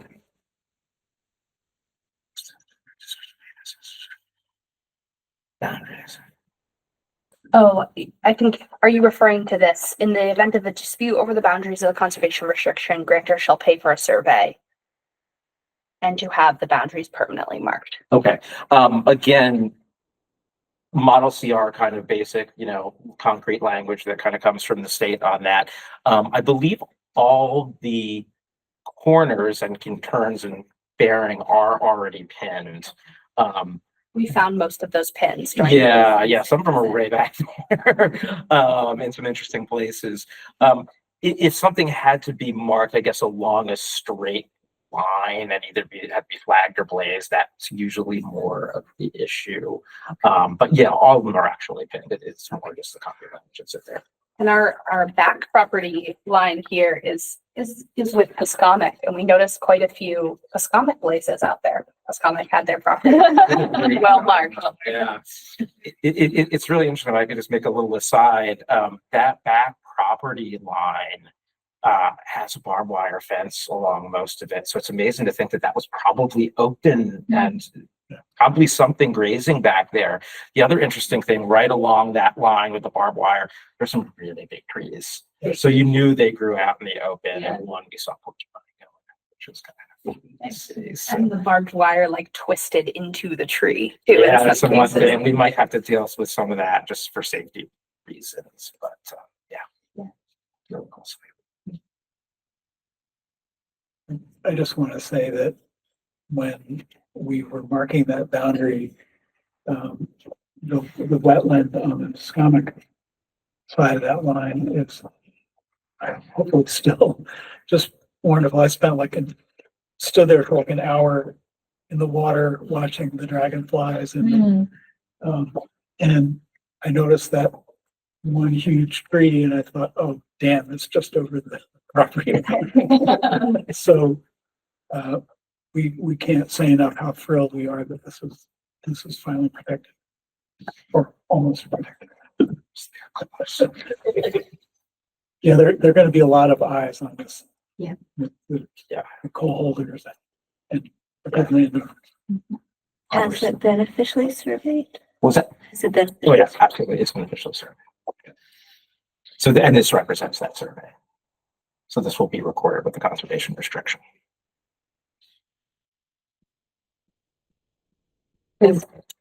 I have a question on the other property. My name is Jean Cow Wilson. I live in the property in that kind of trapezoid shape.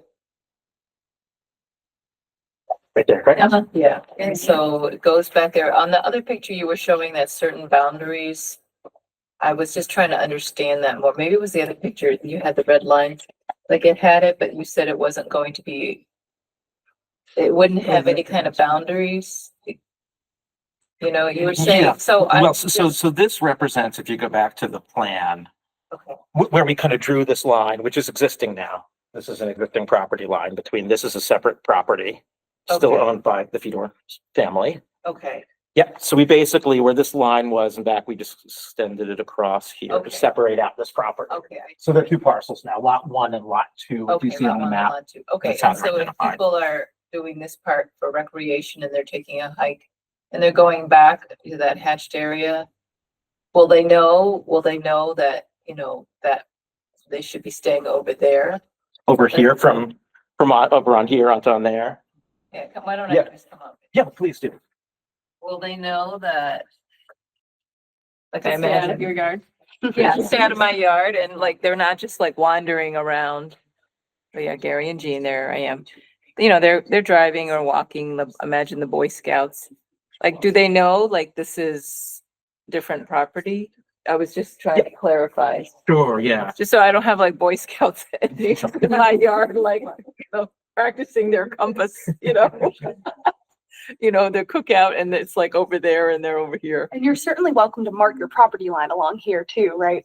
Yeah, and we Like will just as well. It's a pretty good, there's a pretty good wall of invasive species right back here.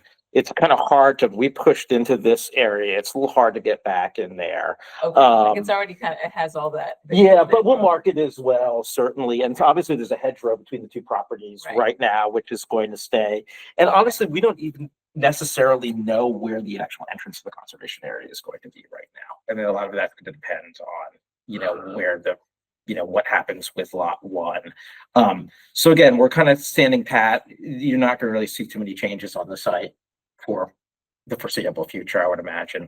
We are required, because of our state grant funding, to put a small sign recognizing, the state grant funding kind of at the entrance. But Okay. yeah, you're not going to, I would say, it would be soon if you saw major changes even next year, but that's kind of what we're talking about. I don't think it's going to be a while. And the conservation restriction gives Kestrel the right to build one trailhead on the conservation restriction, like one parking area. One parking area, yes, yes. So that could be in a number of locations, or it could be not on this parcel altogether. Correct, yeah, that's still all up in the air right now. Oh, so it might not be. It there. might not even be there. It might not be there. It might not even be there, yeah. Or yeah, it might be, or it might be on the hatched area, or it might be on the white part that is Yeah, I that is think currently everything's a on the separate. table. Okay, and are there any plans for like the lighting? Like I get concerned about too much lighting, on this edge there. Yeah, I mean, we will certainly, it does address lighting in the CR. Yeah. Um, Section. Yeah, it would be just around the parking. And we'd have to see whether we actually, the CR allows it, but whether we'd actually put any in, especially if it was there, would be an open question. We don't have any lighting for any of our conservation areas. I Didn't don't. say it was for daytime use. So is it? Didn't say it's for daytime use. Usually they are. Yeah, yeah. But it does right here allow overhead lighting shall be allowed in the one permanent public parking area. Not to exceed 80 feet.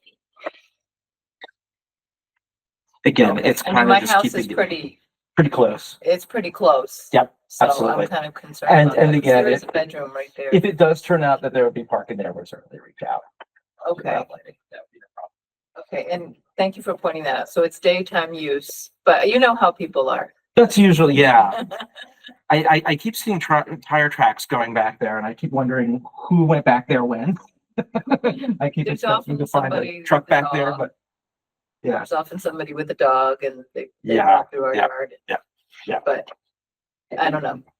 It might be helpful context just for those who aren't as familiar with conservation restrictions. And you started to get at this, but this is a forever document. And so it lays out very clearly what you're never allowed to do and then things that are potentially allowable. But just because something is described in here as potentially allowable doesn't mean it's going to happen. It would still have to be approved, as you said, by the owner. I believe that we also have, or Mass Audubon as the holders of the restriction have approval over that. So there would be a discussion before some of these things would happen. But that's the intent of this document is it goes on the deed and it says you can never do these things. So you can never develop it, but you can potentially do these other things that are around recreation or having some lighting or things like that. But it doesn't mean it's going to happen. And yeah, and if you look through the document in certain sections for those things which are permitted activities, certain ones are called out as needing approval by various people. And if it says the grantee, that means Mass Audubon or Mass Audubon and the Concom. Okay. That's how to just to read. So the that. Boy Scouts would have to go through you to get permission to go camping. Yeah, again, we actually haven't had that, but you don't, it's one of those things you don't want to cut it off. Because if they come to you and they have a really cool idea and it's like a one-time camp out, it might be a great thing. So you want someone to look at the document and say no. Right. So this is an example, right? Like under Indigenous cultural practices, allowing Indigenous peoples to, with prior notice or approval of the grantee, which is us, as well as Kestrel, obviously, who owns the property, in Mass Audubon, who's the other grantee. Okay. That could occur. Yep. I mean, certainly if someone comes to do something on the property that we don't like, even if it's allowed in here, it could be considered trespass. Mhm. You know, we still have to be clear what people can come on and do. So Okay. we want to be Yeah, I friendly also neighbors, didn't- but yeah. I mean, I don't know who it is. Maybe it's Fedor. I don't know, but there was a big, what do you call it? Tractor The trailer. tractor trailer, yes. Right? Was that somebody's? Yes, just very briefly that he had contracted with a young farmer to hay the property. Oh, okay. So And, the and they machinery was parked there. there and they loaded Oh, the that hay makes bales into that. Yeah, That makes sense. it was a shock when I saw it.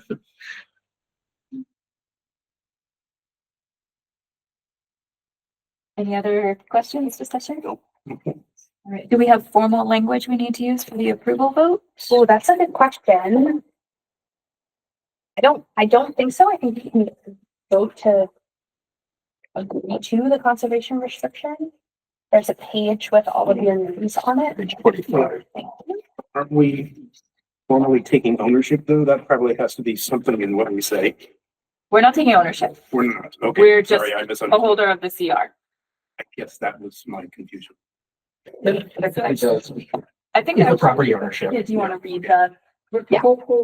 Yeah, so what we are being asked to sign is we, the undersigned, being a majority of the Conservation Commission of the City of Easthampton, Massachusetts, hereby certify that at a public meeting duly held on June 2nd, 2025, the Conservation Commission voted to approve and accept the foregoing conservation restriction from Kestrel Land Trust Incorporated to Massachusetts Audubon Society Incorporated and City of Easthampton, acting by and through its Conservation Commission pursuant to Section 32 of Chapter 184 and Section 8C of Chapter 40 of the Massachusetts General Laws, and do hereby accept the foregoing conservation restriction.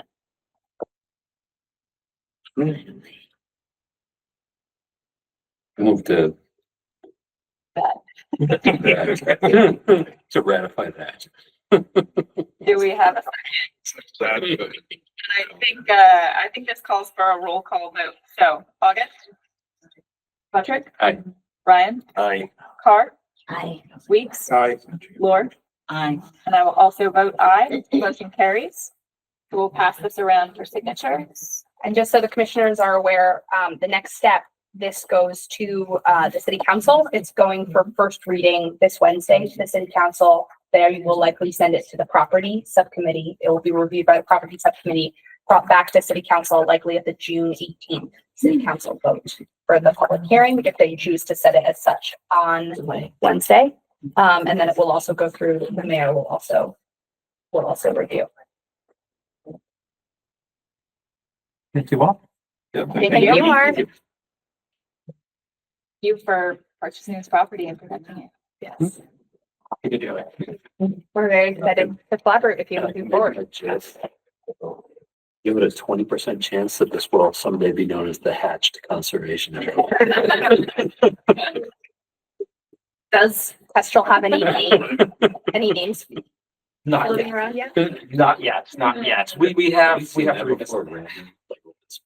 GIS files with totally ridiculous names on No. them because clearly somebody grabbed Copy it from the something. wrong. You can get a little random. Yes. So it seems to kind of name them, against them on the map, so. Yeah.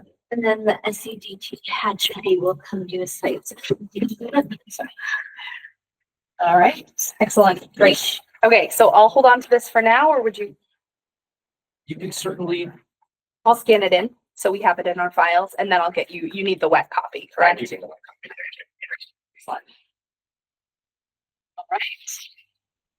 Anything else on open space? Yes. yes, Oliver Street. you first. Do you want to go first? No, so I gotta back up. Wait, okay.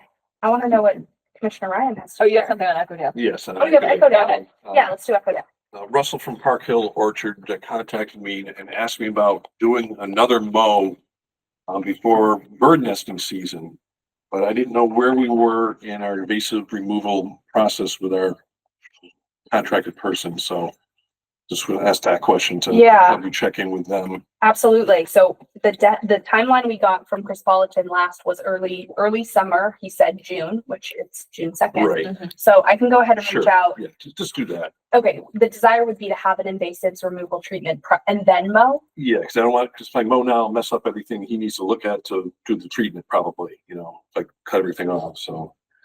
To Plus, like identify so that we can identify, flag yes, but the if it's invasives. probably too wet right now anyways, and I think by the time Yeah. it dries out, the birds will be nesting and it's probably not gonna happen. for the fall. Silly bird hasn't nested already. Well, the quail and the guys like that are probably just thinking about it. All right. Okay, So anyways. you can so check I'll with reach out to Chris and see what his timeline is. Yeah. All right. See when in June he's planning on doing that. That was painless, right? Yeah. Okay. Awesome. Okay, actually Borkowski first. So Borkowski parcel, I spoke with Mike Jones, the state herpetologist, at Scott Jackson's and Commissioner Moose's recommendation. Yep. And he spoke about, so back when the commission, or really the city planning department, went through Oxbow to do a habitat evaluation for the trail revamp that was proposed in 2019, 2020 into 2021, that first sort of round of considering a new project of Borkowski. The project was centered around reopening the closed trail that had been destroyed in the 2015 microburst. And so Oxbow did a habitat evaluation regarding reopening of an existing trail.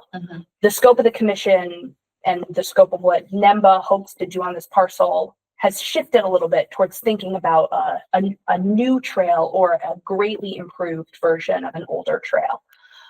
So when Oxbow provided their habitat evaluation, it was centered around the construction season and the potential construction season impacts on the endangered various species, but particularly the endangered reptiles that are mapped for the site.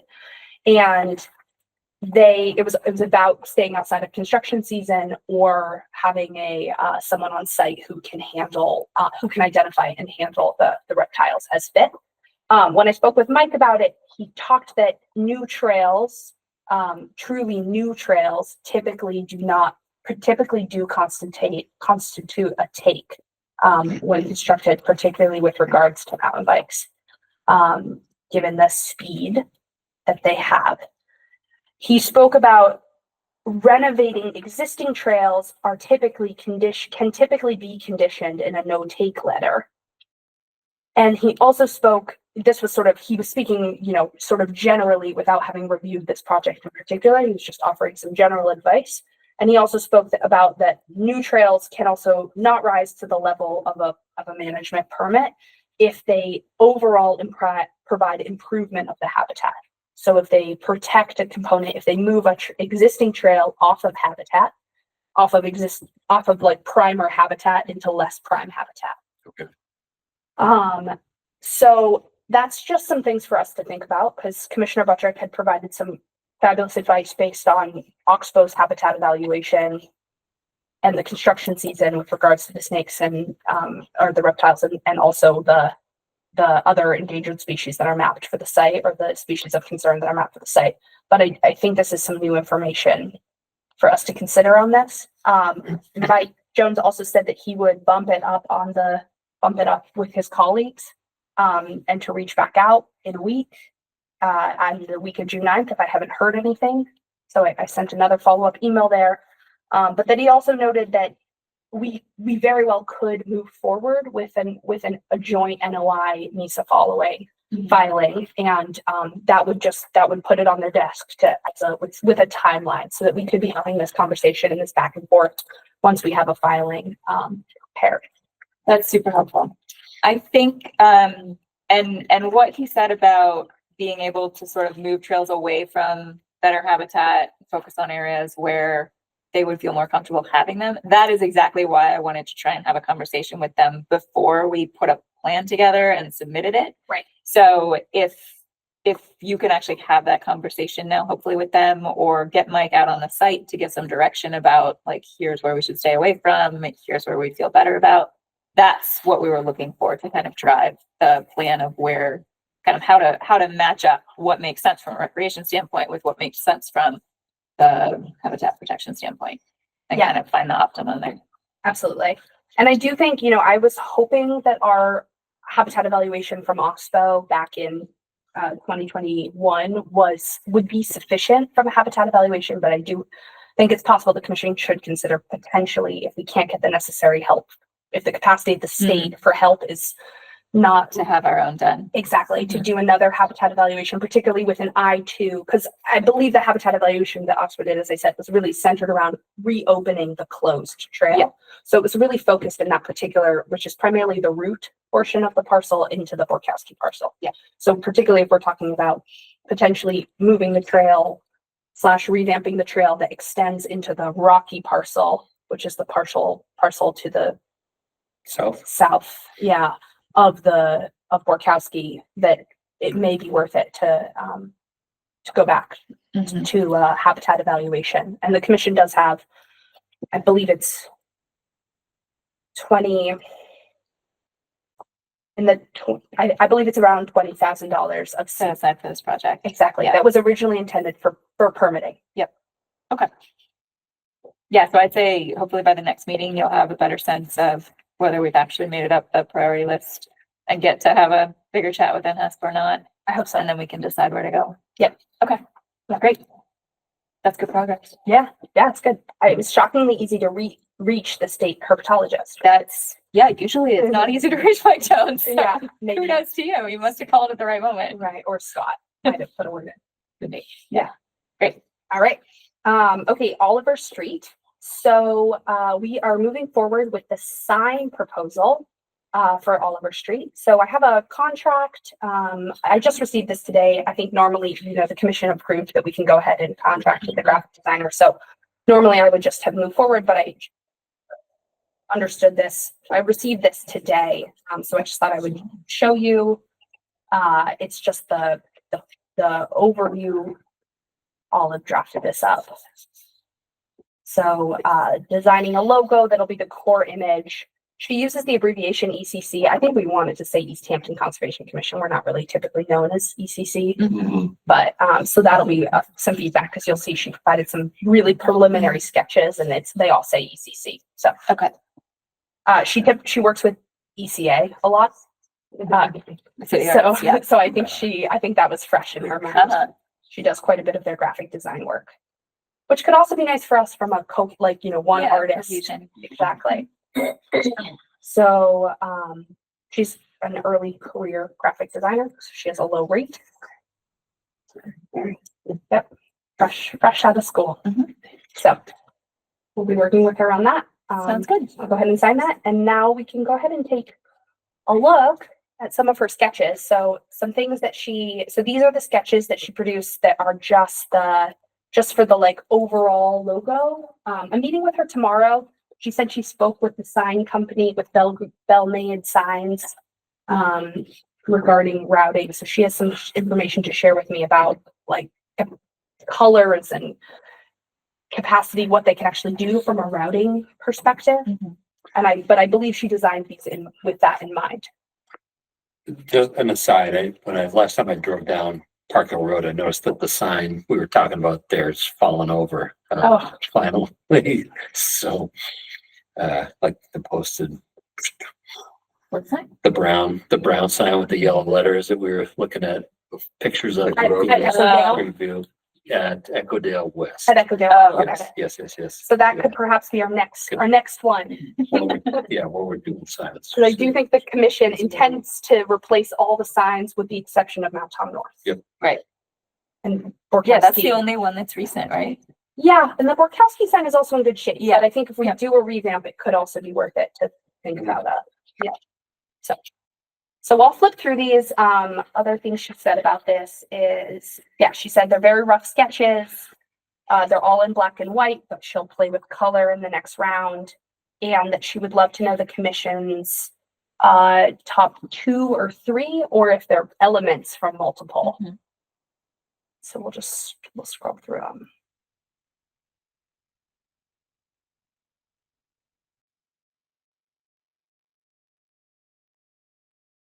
It's kind of cool.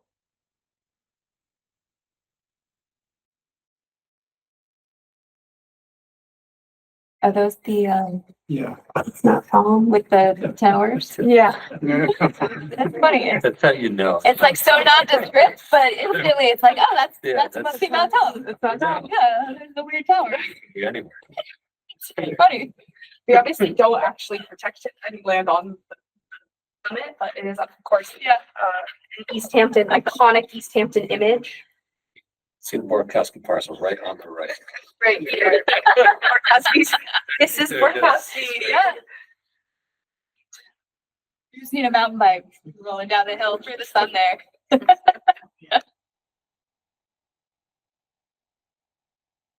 Looks like the sun might be exploding. What an interesting sun imagery. It reminds me of the cosmic wind out. The what? Did you say It's cosmic wind out? Yes, I did. You said blimp out, I think. Right. So it's a Any- dice game from Greenfield, and one of the dice is the flaming sun. We could ask for less sun, Anyone know what I'm talking about? I do. Yeah, all right. Excellent. smaller sun. Garrett thinks a smaller sun. Makes me think of global Mine's where the sun is attacking the ground.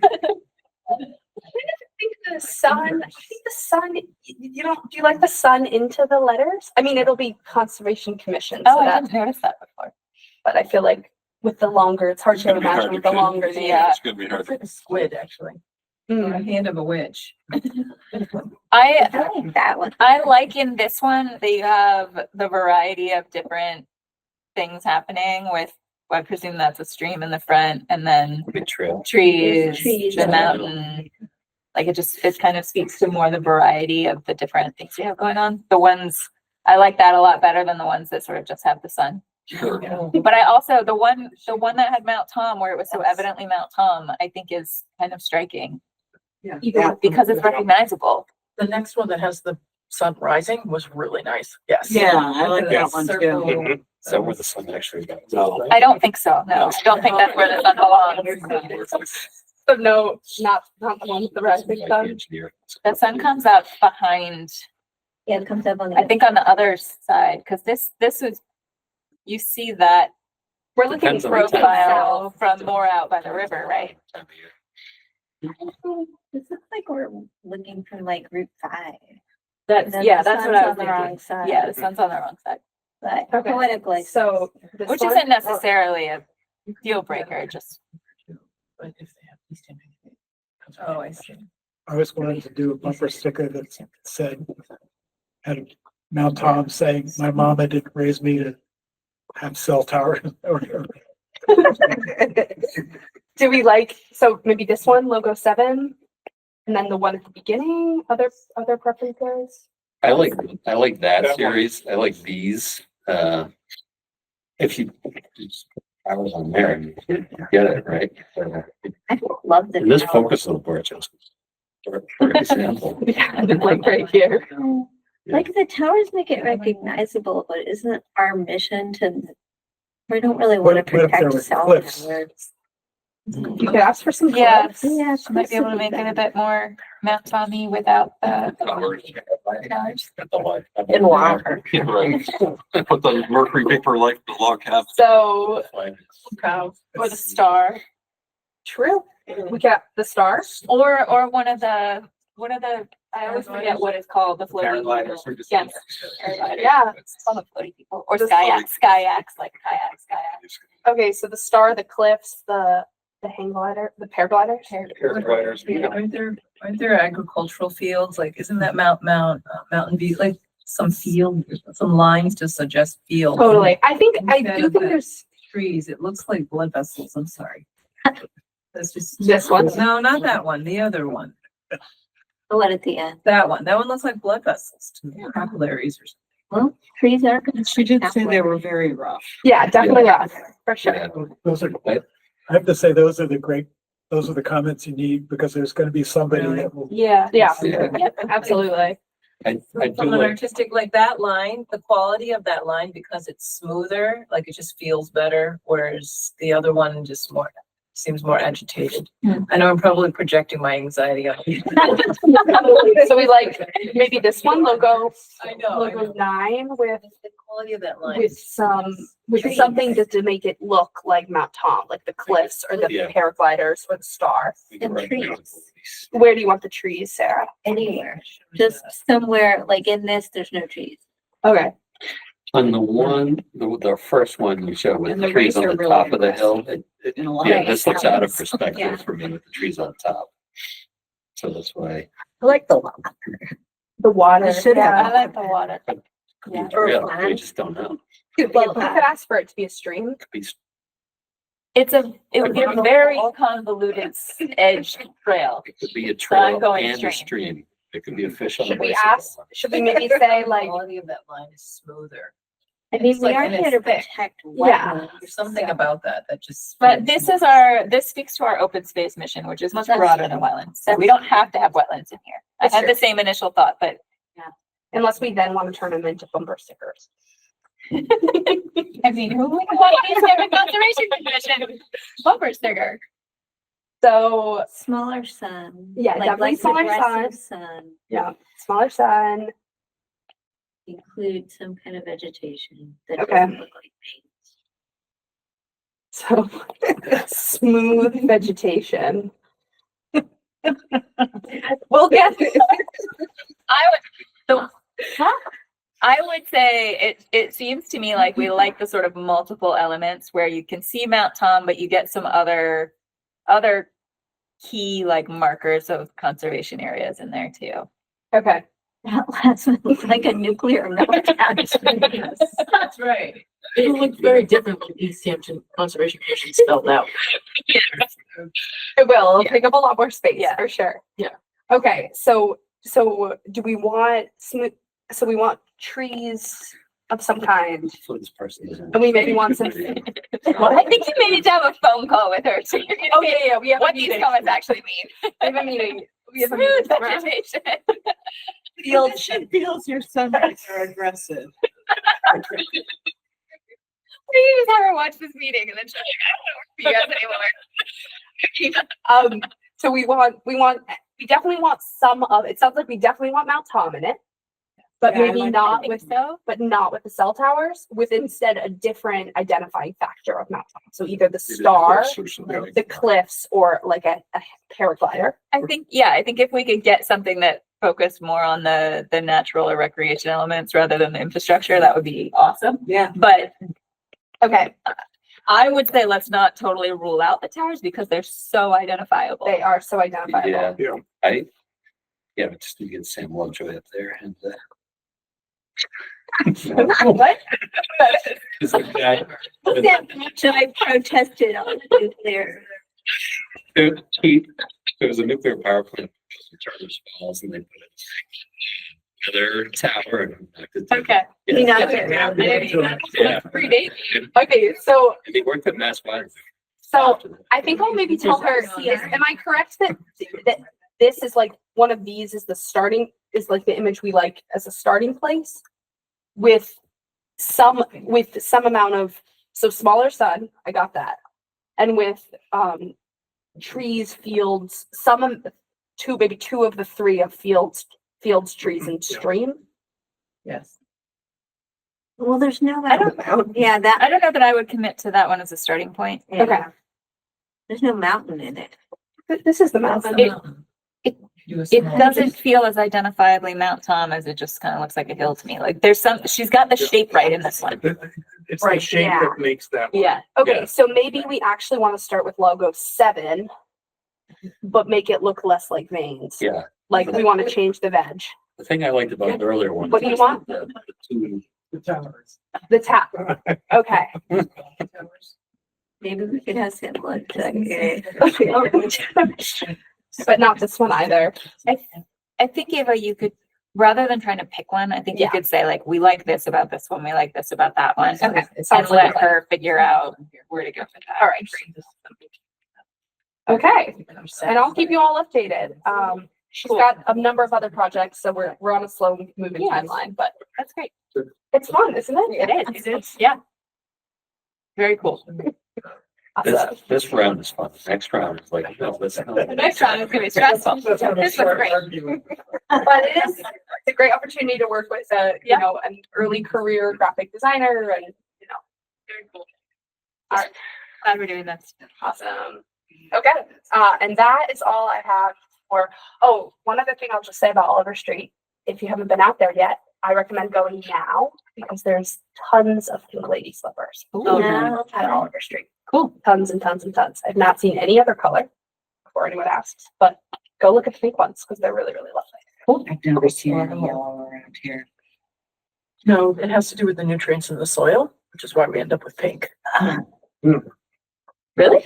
They're different. They're That's my different. understanding. They're different. They're Must be different species. too, though. They are different species. They are, and that's why the pink ones But the are, pink ones ones like grow the, like this soil better.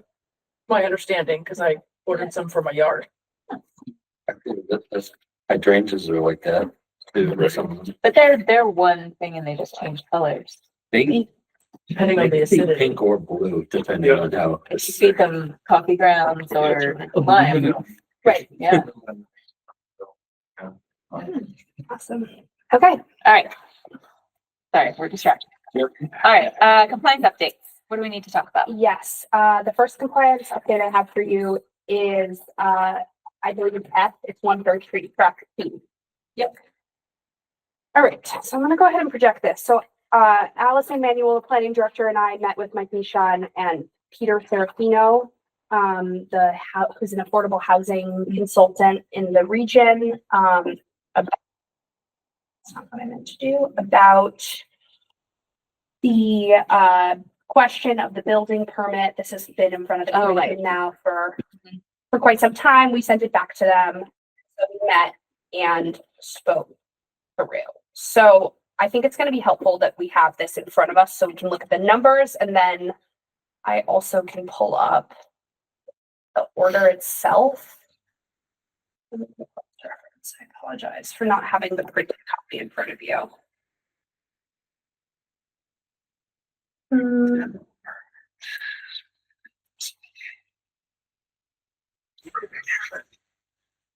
Right, okay, so, and I know that Commissioner Buttrick brought this up last time. So, okay, so just to like reset for, to set the groundwork for the commission, the building permit as per the traditional orders of conditions that the commission issues is the final pre-construction condition. And it's the commission's last checkpoint to make sure everything is all set on the property before it goes to construction, the signing off on the building permit. The developer came before the commission a couple times to explain that the building permit was needed for a piece of the financing long before, i.e. current, like soon, whereas the construction is not yet planned for another year or year and a half. And so they are at an earlier stage, they did not yet have all the other components that they needed. Like they were still missing a building permit fee with the city. That's all taken care of. So the Conservation Commission is the final piece of the building permit puzzle for them to proceed. So they came to the planning department and asked, is there any other way we can give the Conservation Commission a check, like the necessary checkpoints, given that this is a heavily city financed project, as well as heavily city watched project, to, essentially allow this process to proceed, and that they can acquire the financing needed. So this is the component, this sort of lays it out here as an alternative means of leverage. The Conservation Commission, is being asked to consider having both these demolition permit conditions, which I have a sign off on the demolition permit. So that's like already built into the process. And then also having a clause in the Housing Works grant subrecipient agreement between the city and Home City Development that will require the Conservation Commission, to confirm that all the remainder pre-construction conditions, the ones that won't be met prior to the demolition permit, have been met prior to the commencement of construction and prior to any disbursement of funds to Home City. So they need a demolition permit and a building permit from the building inspector. Yeah, yes, but at this time for their financing, out of order, for their financing, That's completely backwards. all they need to show is that they have the building permit. Okay. And the demolition permit they will acquire closer, like how most projects acquire a building permit. It's like right before they're ready to go. So this second paragraph sets out that it's understood that the demolition permit will be another opportunity. So that's the opportunity for the first set of conditions, which is. Sorry, can I interrupt you? Please. Their building permit covers a building where the demolition has to happen before they can build. Yes. Okay. Yes. So there's no way that they can use the building permit without the demolition permit. No. Okay. That's our stop. Yeah, that's the first stop, but not every condition. They are asking for some of the conditions to not have been met at the time of the demolition permit. What? They're asking, so the demolition permit, it's all the things you would expect. These were the ones that the planner and I and Mike Michon and Peter Serafino went through and identified as ones that they certainly can meet prior to the demolition permit. So a pre-demolition site meeting with all the erosion and sediment controls set. The canal protection plan, if the commission remembers requiring that as part of the original order. Their planting plan, invasive species and management and monitoring plan, their project environmental monitor, and the beginning of their weekly and greater than quarter-inch storm event reports will start with demolition, all the relevant contact signatures, the DP file number. So all of those would be part of the demolition. Those all would be in place prior to the demolition permit being signed off on by myself as your representative. Okay, the ones that they want to meet between the start of construction and the demolition permit, they want to, obviously we'll have another pre-construction site meeting where we meet with all the parties that are involved in construction, which is not the same group of people that's going to be involved in demolition. It's going to be a new group of contractors. The stormwater bond, they want the contractor to set the stormwater bond. And so they want, until that process has to go through the public RFP bid process. And so they want to select the contractor for the site who will set the stormwater bond. And so they want that person to be the person to set the stormwater bond for this project. The final construction drawings, again, that's, they want the ability to change those after demolition, given that there's going to potentially be some lag before construction, the project sequencing plan, and then the contact list, as well as the operations and maintenance plan. How can they have a building permit if they don't have final construction drawings for the building that they've been permitted to build? Like, there's a whole lot of order of operations things here that just don't make It sense. don't make sense. I know.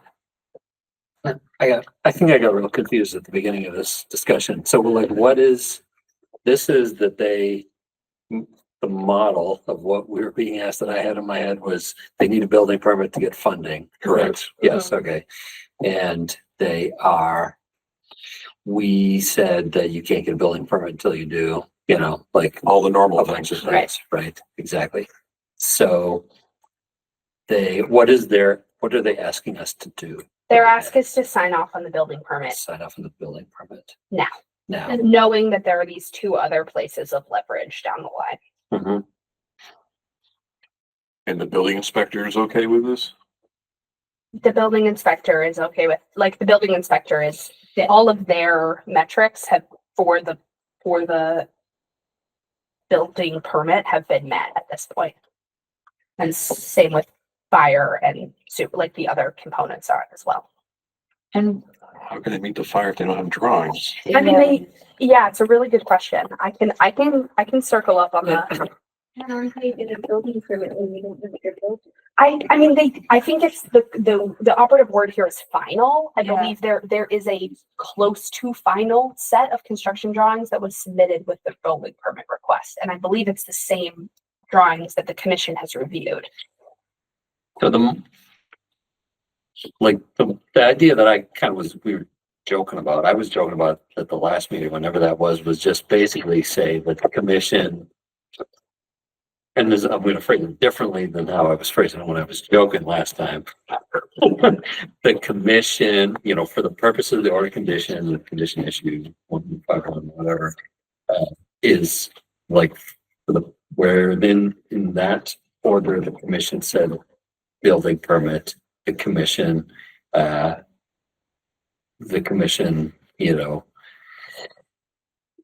finds that the demolition permit that the builder would need is the document that they cannot get until they meet these requirements. Thus, and not the building permit as stated in the order or something like that, right? Thus opening up the ability to issue the building permit now, but Knowing that we can stop them at two other points. right. But I think Commissioner Butcher is saying that, correct me if I'm wrong, that you would want all pre-construction requirements to be met prior to demolition. Prior to the demolition permit being signed. So I think I'm hearing two questions, right? One is, can we just somehow allow the building permit to be issued for their financing purposes? And then the other question is, can we relax a lot of the requirements that we put in the order to allow the actual construction to start? The construction won't begin until all pre-construction requirements have been met. That's how this is designed to be set up. So the subrecipient grant agreement of the Housing Works grant means that the city will not disperse any funds for construction until all of the Conservation Commission's pre-construction conditions have been met. so what you have here is all text that would get added to that agreement. Is that what you're Exactly. showing us? Yeah, and Mike Owens, the procurement officer for the Yep. city, has already stated that he's comfortable adding a set of Conservation Commission related clauses Right. to the subrecipient grant agreement.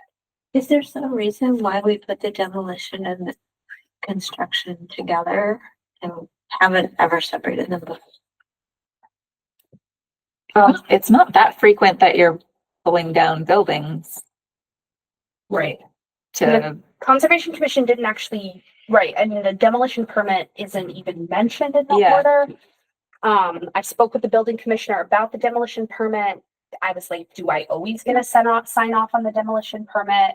And he was like, well, if it's not, they're not doing ground disturbance. I was like, well, I need, he was clear that he would have us, that the Conservation Commission would have a But I sign think off you on can, this you can probably come for a demolition. demolition permit without having a building permit in the queue. Yes, you can. yeah. So it's like, it can be a separate piece of the puzzle. It seems to me that by virtue of being issued by the building inspector and being required to move the building project forward, a demolition permit is a form of a building permit in a sense. So I do think that I feel very comfortable saying the demolition permit is like watertight here, Okay. right? So like that checkpoint is watertight. yeah, we didn't know that they had to get this permit. So if we can check off all those things before we sign off on that permit from the building department, We should be okay. and then we put those other clauses as another backstop, I think that's fine. So then the remainder, so condition 20, 16C, 16G, 16H, 16K, and L for construction, 16J. Yep. Would all be part of, so those pre-construction requirements. The other agreement. Exactly, in the subrecipient grant agreement. And this is, an unusual circumstance Sure. because of how heavily the city's finances are. That's right. Like, the Right. city has a considerable amount of leverage in this project being done on the city's timeline and the city's way. Okay. So do we have to state that this is an unusual case or a special case, or other companies gonna come to us and say, you did it for them? Right. Can you do it for us? Can Tasty Top try to do this? No. But if other projects also require a demolition permit They're gonna need this same. before they can activate their building permit, then fine. I don't see that being a loophole that you'd be able to take all the advantage same of. clauses would apply. And they're not gonna have the opportunity to have this kind of subrecipient clause unless they have the same city finance arrangement. So it is in fact a unique case. If somebody else came with the same situation instead of guarantees, I don't see any reason why we couldn't offer the same. It may be Solution. useful, I know that Mike Michon initially, or was it initially said that suggested an amended order. I'm curious what the commission thinks about that. Having an amendment to the order that includes the wording of the subrecipient agreement and the demolition permit explicitly in the order of conditions. Yeah, because if we, like, that's kind of what I'm saying, if we just say, yeah, okay, like, it's not, at that point, we're just running on good faith. I think the concern would be is that if they don't, we issue the building under the order as it is right now, we issue the building permit. Yep. Something goes over, they begin construction without having started these other conditions. I don't believe this is going to happen again because of the way the city's financing is tied up in this, and that's what the subrecipient grant agreement will provide. But Yep. we won't have ground station enforcement order under the order. Right. Because we violated our own order by issuing the building permit early. But they literally can't they can't use their building permit until they've demolished the building. They don't have a permit to demolish. Right. Because they're building on top of where our building is. So that's Yeah. that's But, where our. so the question is, if they start demolition without a demolition permit, Then then we could- we can't Or enforce. what if they finish Right. demolition, but then they start construction without this next set of things? They will have violated their subrecipient grant agreement, but I don't believe they would have violated the order because we already issued the building permit. I mean, they will have violated the order because we won't Yes. have done these other Yeah, pieces. So right. maybe, Right. I Yeah, think it's okay. I think it's okay if folks would feel more comfortable doing an amended order and all of this, then we can just add one more thing to the hoops. I think we could just do a motion and have it in the minutes. Yeah, what I'm hearing and admittedly I'm lost, is that there are enough barriers in here to keep it from anything from going wrong that I think Dan's got the right common sense approach. This was you can imagine this was the outcome of a long meeting. Yeah, Yeah. Yeah, geez. we also, we've already built successfully One Ferry Street. This is a project that has been progressing in good faith all along, Correct. which I think also bears weight here. This isn't this is an applicant and proponent who has proven that they do things the right way. Relational approval.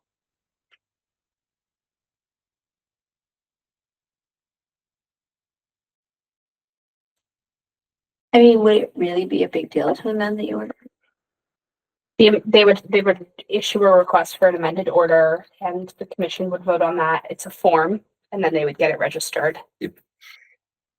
Public notice, abutters notices, hearing, Yeah, there's a whole. Yeah, so I don't know if we really need to do that. If we've got this, if we just reference this document here. Well, since it already rolls off Ava's time, it's already in law. The sub-recipient grant agreement, the There be a sub-recipient clause condition condition. Learning so much about housing works grant, Jeez. right? Well, I mean, if they decide to run to heating and money from the state, and they'd be in violation of everything anyway. It depends on the building down first and then way to the T. So if they came back with amended construction plans, that would be considered a minor change, right? And then we'd. Yeah, Maybe. Or it depends, right? If it was a major change to the construction drawings, but that's why the commission gets to review and approve the final construction drawings.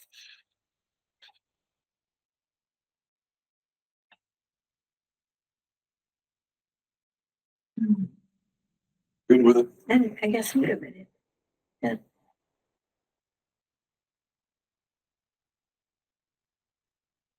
So what do you think, Dan?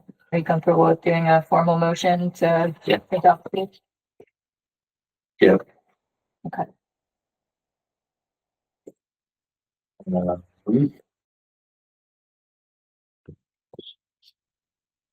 So to adopt into the minutes all of this language and have these sub-recipient clause conditions added to the housing works. We'll need you to say it. Yeah. Can you please tell us what our motion should be? Yeah. So to adopt these demolition permit conditions in pre-demolition permit conditions and add the below conditions, pre-construction conditions of the Conservation Commission's order of conditions into the Housing Works sub-recipient grant agreement. Oh my God, that was a lot of All right, so let me try. Well, no, That's your so famous line. So move. move to interpret the requirements and what's the order number? 15.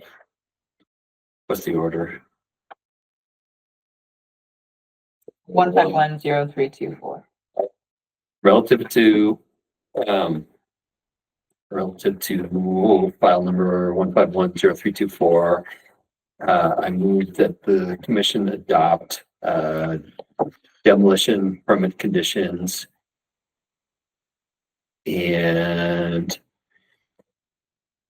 its sub-recipient permit conditions that will replace or that will meet the intent of the commission's intent for the need for building permit prior to initiation of construction.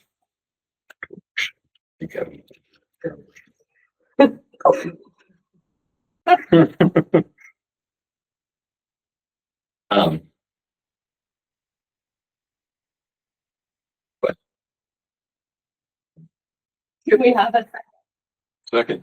all those in favor? Aye. So moved. Okay, all right, excellent. I'll let Mike, Nishant and Peter Serafino know and we'll proceed. And I'll keep you all updated when the demolition permit comes before, but we're not expecting that for another year or so. I can't wait to see that typed up in the minutes. Yeah. And by the time any of this happens, we'll all have forgotten it. Right, that's why we're. Why we're Writing it down. Updates do we have? Yeah, okay.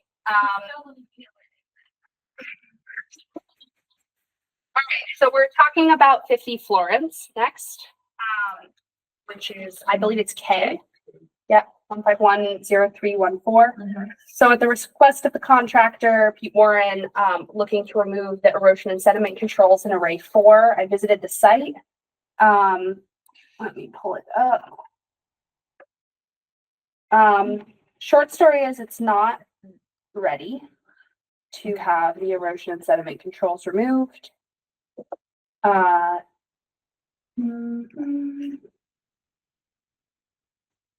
So a lot of Array 4 is grown in, but plenty of it isn't. And so this is the location, no, that's of a lot of knotweed, so the knotweed is spreading for sure. That's bad. Yeah, not great. And so this is a location inside Array 4, on the far side of Array 4. The silt fence is down. It's the same location where the silt fence was down last fall. The water is coming in, from my observation, the water is coming in from off the site into the array. So it's not that sediment laden water is leaving the site, but rather that water is flowing in and has created a puddle. This is the same location where the puddle was last time. And their silt fencing is down, so the water's just flowing right over the silt fence. And the water's puddling like that. Obviously, no grass is growing. This is on the other side of the fence. You can sort of see the puddle right in front there. Is that wetland immediately adjacent? There's wetlands back here, but it's not, the delineation did not come up to the fence. What is that vegetation? It kind of looks like junkus It's or like a something. rush, yeah. Oh, no, I didn't get it. Wetlandy from that picture. It does. And there's a lot of tadpoles in the puddle. So the puddle's been there for a minute. It's Not been that there a while. tadpoles take that long, but you know, they're hanging. Yeah, I can pull up if you want to take a look at the ORAD from this to see where the wetlands are in this. Is that water area? That looks lower than that. I think it's a shadow illusion. Yeah, it's hard to tell. It's pretty clear that the water's flowing into the site. Yeah. Such a stark line. Yeah. I don't think you need to pull up the ORAD. Okay. There's more. No.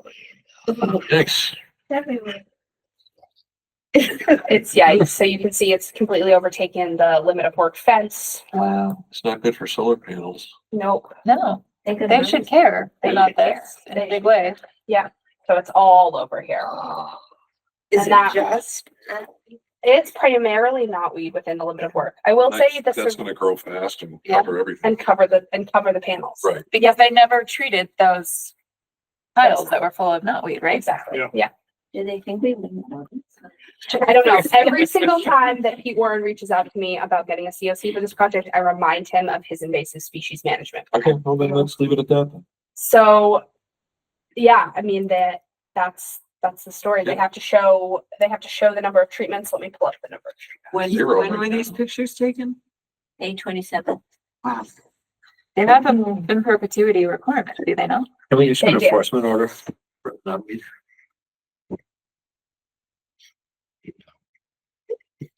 Like on the knotweed or on the.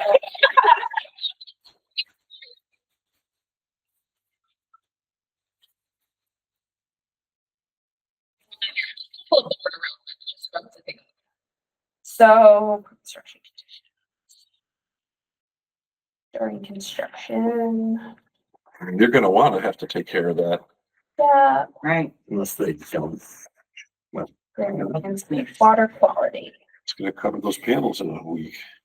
So proof of the implementation of the approved non-native and or invasive plant species monitoring and management plan that addresses the construction period and long-term measures to prevent the spread of non-native and invasive plant species. So that approved invasive plant species monitoring and management plan approved 6 treatments, was described as 6 treatments over 3 years. I haven't seen any evidence that they did that. Pete says they did. And then we have, of course, the in perpetuity condition number 62. Did they hire a contractor to do it?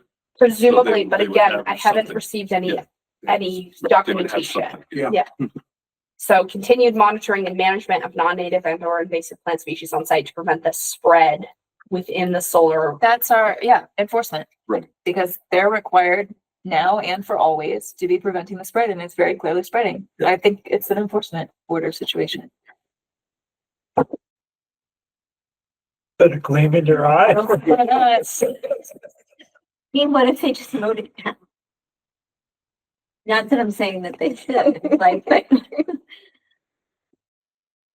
The commission wants to issue an enforcement order. What do others think? Yeah, I think it's appropriate. I think we've got a very strong case. Yeah. To say that they are not, you're violating the continued monitoring and management. Okay. To prevent spread. We are clearly watching it spread into areas that you worked in. I don't feel as strongly as others about issuing an enforcement order, but I certainly wouldn't block it. It is spreading from areas immediately adjacent to the property, Yep. which have invasive species on them, right? And Outside of the those, limit of work. those lumps of whatever fill have been full of knotweed from the start. Right. We talked about it at the site visit. We talked about it during the hearings. It has been a topic that they have needed to address for how many years now? This order was issued mutually. I mean, we could say like, we can threaten an enforcement order if they don't take care of the not weeds, but then I guess, yeah, then it's like, oh, we mowed it, it's gone, right? And then, but yeah, to do it properly. This is not the first time we've told them this needs to be dealt with. So I vote for enforcement order. Yeah, Right, okay, let's do it. Can I add something? So where the water is coming in and where the tadpoles are, is this now forming some, New wetland. yeah, like a new wetland area? Since it keeps cropping up in the same place? And besides that, if they then start to cut and do foliar treatments or whatever, will it affect this area? And do we allow, or do we wait until, the tadpoles and everything has dispersed? And then have them do what you need to?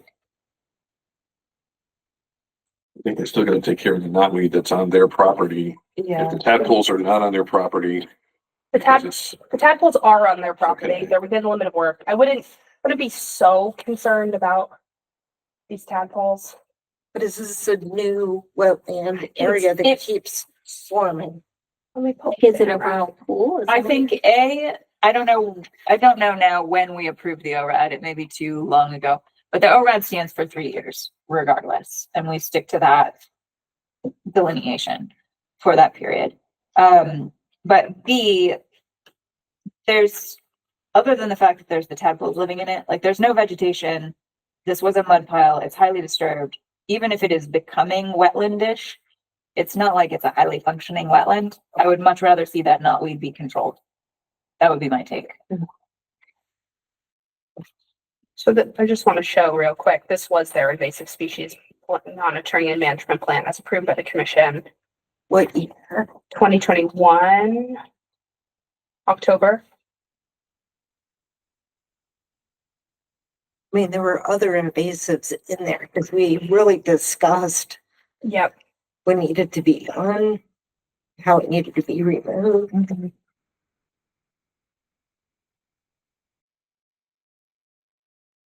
I mean, Promptly eradicate newly established infestations. Violation of that also. Yep. Thank you. Thank you all. Have a good night. Thank you, Mark. are they not motivated by their own solar panels? I know, getting them blocked. Yeah, that's the big puzzle. Right. So They have these different zones and I can try to find these areas. I want to go home. Can we just? Yeah. say yes? Okay. Yes, Okay. yes, Okay. yes. Thank you. Sorry, thank you. No. Okay. Okay, I don't have, should I pull up the enforcement order form? We actually did. Can you sign No, it I for can us? sign it for you, I believe. If the commission votes on it. So I have to recuse on, You have to recuse. because you- I have to issue an enforcement order for 50 Florence Road, because they're not controlling Yeah. invasive species on their property as required by their order of conditions. Eric, second. You're All all those set? in favor? Aye. Aye. So moved. Yep. So we'll trust you to draft that and Yep. get it out to them. Okay, sounds good. And does the commission, there's the restoration plan, in this circumstance shall be filed with us. The restoration plan is their invasive, is an updated invasive species Treatment. protocol. Okay.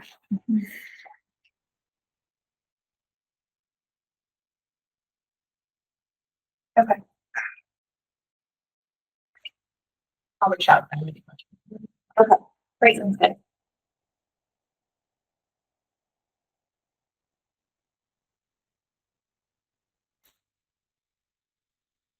All right, next one I have an update on is, N 93, 95, 97 Northampton Street. I received a note from Brian. I don't remember his last name. The engineer. Yeah, at 4 p.m. today that he notified per condition 54 of the order, he's requiring the provided notice that the intermittent de-water operations may be required at this time. So it's requiring notice that dewatering is expected to occur. For what reason? For short, small excavations for the installation of manhole structures. So interior to the site, not near the wetland resources? A pit, he said all work will be per the approved dewatering plan. That's probably up by the road where they're working I right believe- now. I So assume that's, so. Limited to short duration dewatering small excavations for the there's so much installation of rain, they're manhole probably structures. Okay. being in a Yeah. butthole. I do have the dewatering plan pulled up. Does the commission want to look at that? I don't think so. I would just say if you're able to go and take a look at what they've got set up and just make sure that everything looks like it's in order. Okay, our Weston and Sampson's heading there tomorrow too. I won't be able to join them, but I'll ask Greg to look. That's perfect. Is he heading there just coincidentally or because of this? Yep, he's just heading there coincidentally. Okay. This is his monthly visit. Yep. So I'll ask him to look at their dewatering setup. Great. Yep. That sounds perfect. Okay, no other updates down to, the RDA / DOA project updates. Did any commissioners make it to the Trails event at Hartnett? No. Okay, That's I'll- too bad. I'll wait and hear, if they, any updates from them as to how it went. We received a signage proposal for Hilltown. This was part of the DOA that we issued. We required a signage proposal Oh, right. for their They're gonna wetland do line. a contest I for know. their students, Yeah. which I think is great. The kids are working on it. They probably Oh, how cool. Okay. have already worked on it. Nice. I love that. So 5 to 7 signs along the wetland boundary. And there's a sketch. Can we see where they're putting them? I believe the sketch is the same. I don't think they sent me Oh, okay. a sketch that is different than the one. It'll be the same Yeah. size, I think it said, and they're just saying, it'll be that. But And we should have the final sign Student designs. Student art. I think that's cool. I think it's gonna be great. Yeah. Awesome. All right, cool. And I'll show you guys the final signs when I get them. Great. The final sign designs. Okay, into general business. All right, meeting minutes. We have May 12th to accept, I believe. Yes, yes. And I've accepted both Commissioner Carr and Commissioner August comments. Anyone Good to care me. to make a motion? I make a motion that we accept the minutes of May 12th. Second. All those in favor? Excellent, so moved. Wetlands ordinance discussion. I will give a brief update that we sat down the working group with, Johanna, thank you. Totally blanking. From the planning department to talk through, begin talking through their review. As requested, they gave it a very thorough and critical eye, to make sure that we're catching any things that may be topics of concern or consternation before we start to take it to the public and city council and look to get it voted on and approved. So we're working through those comments, which I think will be very constructive, and talking through kind of what changes need to be made, primarily to language, a few potentially more substantive things, to refine it. So that is going to require at least one more meeting, which I think we set for a couple weeks out. Yeah, for July 1st. So that's right. Johanna and I are working through the smaller, more trivial edits in a series of meetings, and then we're flagging topics for more discussion with the full working group. Yeah. So that's good. I think the whole point of this process of getting input from different departments was to make sure that it's pretty airtight by the time it gets to council and goes before a more public audience. So I think we're making the progress we were hoping to. Continues to be a slow process, but we're so much further away than we were, or so much further, so much closer than we were, 11 years ago or whatever we started this whole thing, 17 years ago. So we're getting there slowly but surely. June meeting dates. When I put this on the agenda, I thought there was a small possibility that we could cancel one of the June meeting dates. We have an application for June 16th. And I believe, and there's already an RDA on the agenda for June 30th. So we are having both June meeting dates. This is the new city stormwater permit. Commissioner Bussa's check. We're going to see if Commissioner Bussa's can review this one, given her previous involvement. Dan, can I send these home with you? Do you want to? Motion to send them home with Dan.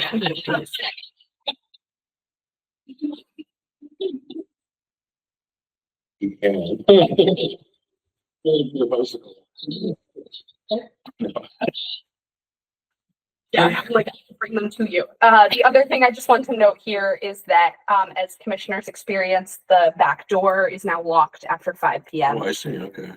Due to the increased security concerns of the building. So the front door will remain unlocked until 8 p.m. So if you're really late to the Conservation Commission meeting, you'll have to shoot me an email and I'll come let you in. Okay, now we can still get out. You can still get out. Yeah, no alarms will go off or anything, but you do need a fob to get in there after 5 p.m. So I apologize for the added walk. That's not a problem. I just was not expecting it. Yeah, totally. Yeah, I'm sorry I didn't let you all know That's all right. beforehand. Okay, and the last thing I have is the Art in the Garden event is this Saturday, Hey. unless Yeah. it's pouring Oh, rain. boy. So we'll see, but it should be very sweet. We have 5 gardens. They're all in the they're in the between Payson and Nonotuck and Main Street and that kind of neighborhood. You can see it on the map. Yes.